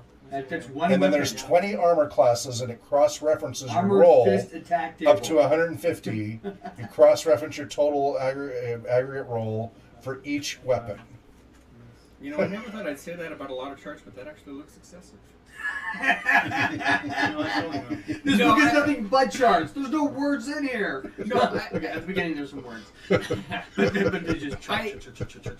I guess one of the things I think you can create balance, but the problem is I think that they were shooting a little bit for equality. Yeah, you're right. You can You're have right. things balanced. Yes. Well, like for instance, Sure. if you started from The Hobbit, the power that Gandalf had, and if he went toe to toe with Legolas, it'd probably be a pretty close fight. Between Gandalf and Legolas? Yeah, but in The Hobbit, not once you get into Lord of the Rings, because he kind of built up. Because Gandalf Okay. had spells, He was Maiar. but I don't know if that means anything to you. you just Okay. Legolas. I mean, it's like he You could didn't know that he when you could were shoot a hair off of a flea Yeah. and pick which hair. But Gandalf was Maiar. Do you know what a Maiar is? He's an angel. He was an angel. He was not of the earth. He was sent basically a down little from the above the Valar. So you had the Iluvatar, the one, the Valar, which were the high gods, who manifested, the Ainur, who became Valar, who manifested in the world that So is. just out of curiosity, And where is then- that brought up? Silmarillion? No, if you read the appendices, it'll explain it. Well, so Tolkien wanted to sell the Lord of the Rings. Now we're going on a tangent here, but he only wanted to sell the books. One reason why it took 13 years to get the Lord of the Rings out was he only wanted to sell it with the Silmarillion. You had to read the Silmarillion first and read it all in order. Thank God. Instead, Okay, the I've compromise was to add the appendices to solve that issue for him, so you could get the info that he was referencing. Because to him, it was a whole. It was a whole story, and yeah, it would have been a lot harder to sell. I don't mean to hurt your feelings, but I Yeah. haven't read the Silmarillion. No, you don't need to hurt my feelings. I I didn't tried write it. several times. Oh my I didn't write it. I personally No. But But anyway, I'm just saying. my point is, But I know what you're saying. they're both very powerful, but in very different ways. Yes, they had very separate And- skill sets, and that was one of the points I was trying to make that I made yesterday. Before it falls in my head, I don't want to kick off, but ADHD. Yeah. One of the key points, because we're running out of time here, that I was making to Adam yesterday is, and you said there's a debate right now about whether the paladin is redundant because of cleric options. Is the paladin even needed anymore? And you can say that for a lot of classes that are out there. They got rid of a lot of stuff because there's so much bleed over between all the classes and the races. You can kind of play whatever, and everybody's kind of the same. You've got some special features here and there, but they don't stand out the same way. If you look at these first edition characters, you have to rely on each other. Mm-hmm. Because if you're a group of fighters and you come up with any magic or thief stuff, your whole fighter group gets wiped out. You're a group of thieves and you have to fight, now thieves might be able to get by if they're all sneaky and stuff, but if they run into any magic, they're in trouble. If you're a bunch of magic users, great if there's magic, but if they have to fight and things like that, they're in a lot of trouble. So it really does create, without tweaking the rules, a dependency on each other. So they talk about party balance, and I'm against party balance too.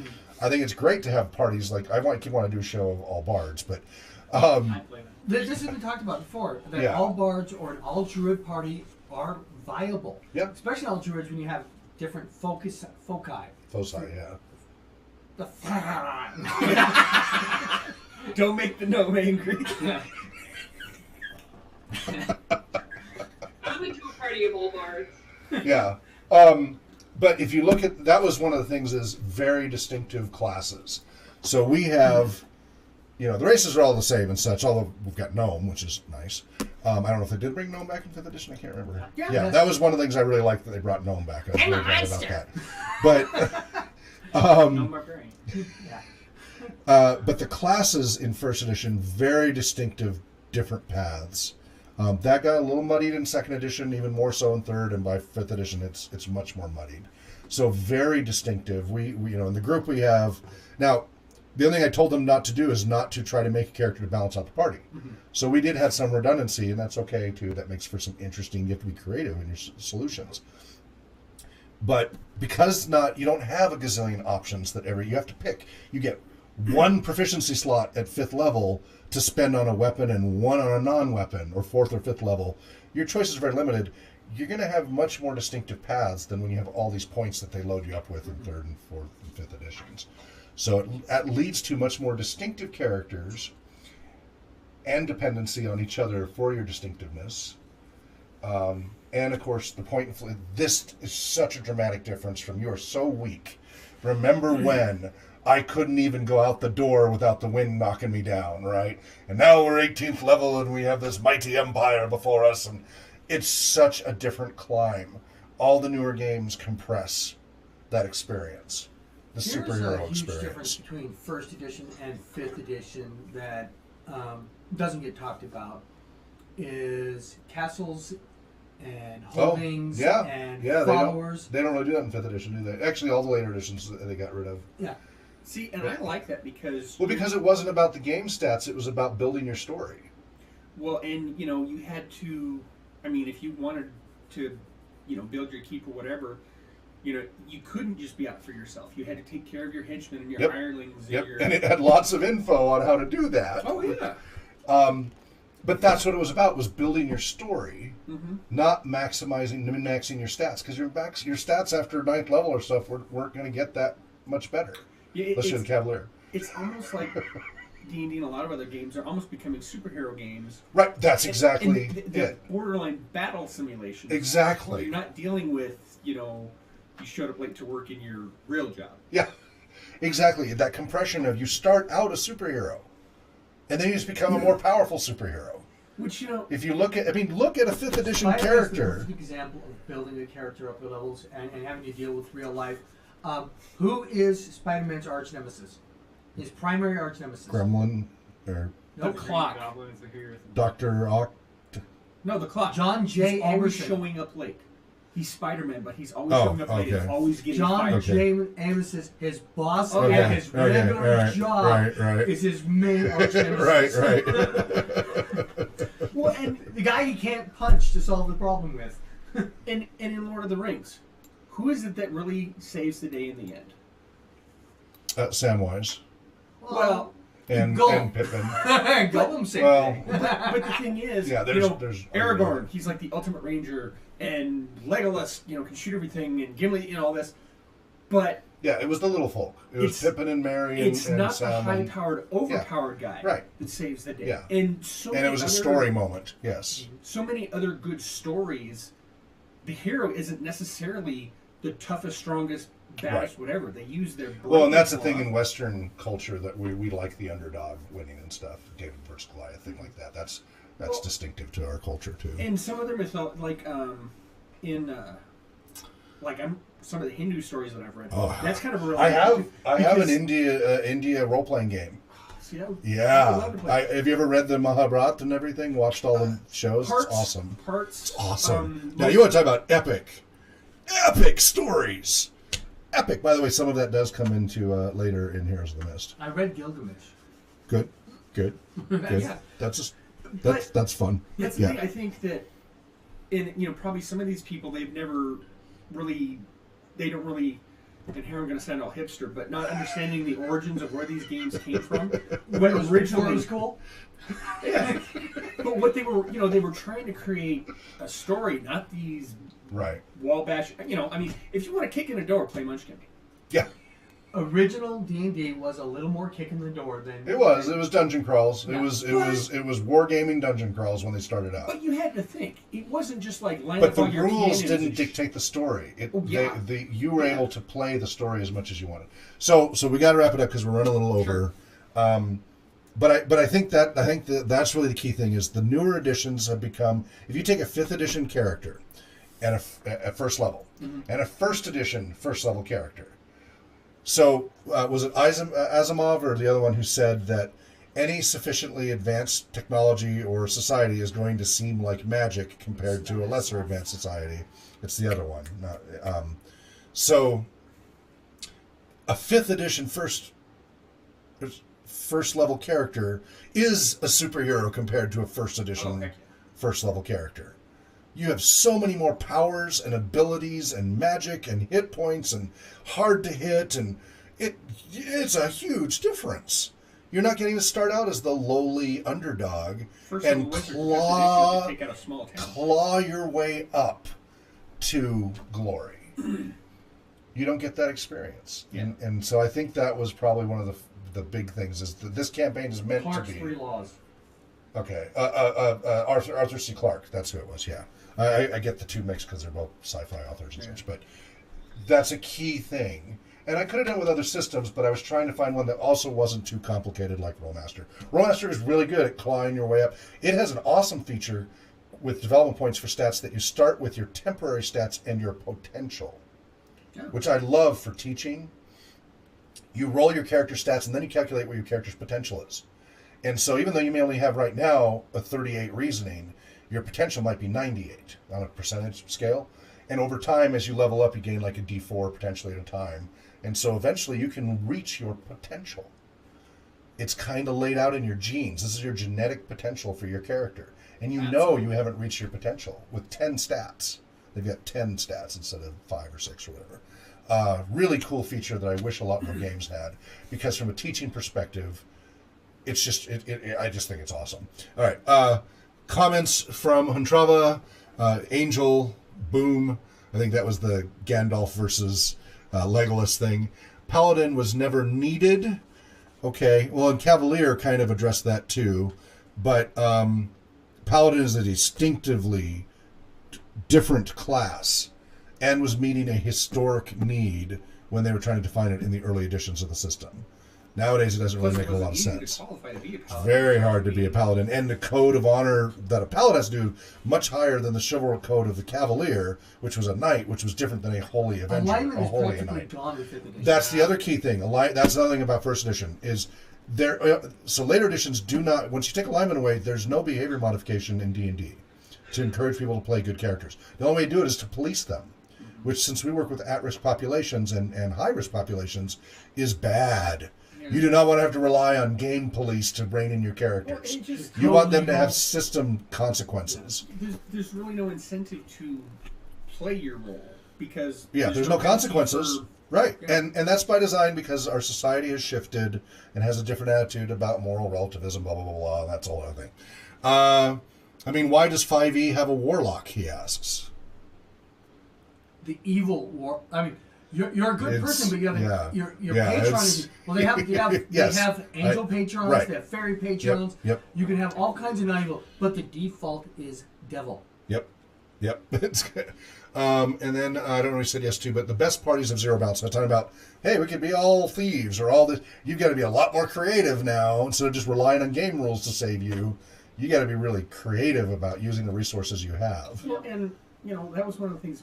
Whenever actually, as a player, I would always wait until everybody else picked Right. because I didn't want somebody else playing something they didn't want to. Right. Yeah, I'm the same way. I yield because I'm Yeah. happy to. And often for me, it's like I'm pretty good at playing something different every time. I go out of my I way. tend to play a cleric because I know nobody else. Because nobody else wants to, yeah. And I'll do that if that's necessary, if it's pre-gens. And then he's talking about Smeagol saving the day, Gollum, and such. But thank you for joining us. We got to wrap up. We're running over here. Danielle, anything you wanted to say before we say goodnight? No, I just really enjoyed listening this time. Good. I know it wasn't the most in the conversation, but I really enjoyed hearing it. You like the points we were bringing up and debating? Yeah. Good. Did you have anything? I have much to add because I don't have much. Well, you've played. You've 5e. You played 5e. You've played Rollmaster. You've played No Thank You Evil. You've played. What else? Is that it? I've also Adventures of played, Middle Earth. And then the. And Sentinels. And then I've also played on my own time the 3.5. Okay. Played one round of. Then you've got plenty of things. So out of those, what are your preferences? I really like Rollmaster from a player's perspective. To an extent, when I'm playing like with you or someone who really knows it. But my favorite so far has probably been Doctor Who. Okay. Because it wasn't overly complicated. Yep. And was able to be manipulated. Yep.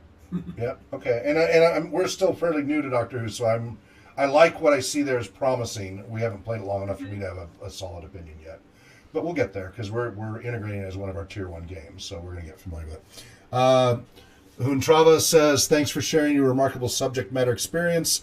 And Tolkien Society, no surprise. So thank you for participating in the conversation. We're here Mondays and Thursdays from 6 to 9. We have our research discussion from Tuesdays, 9 a.m. to noon. These are all Pacific time. Fridays when we do our community programs. Saturdays we have GM workshops from 9 a.m. to noon. And then Sundays we have Heroes of the Mist, which is the game we were talking about, Sundays 6 to 9 p.m. All this is at rpgresearch.com, so we hope you check it out. Maybe consider donating to us. We're a 501c3 nonprofit studying the effects of all role-playing games and their potential to help improve lives. That's rpgresearch.com/donate. Wherever you may be well, happy gaming, and namarie. Dream well. Peace out. Good night. Thanks for playing.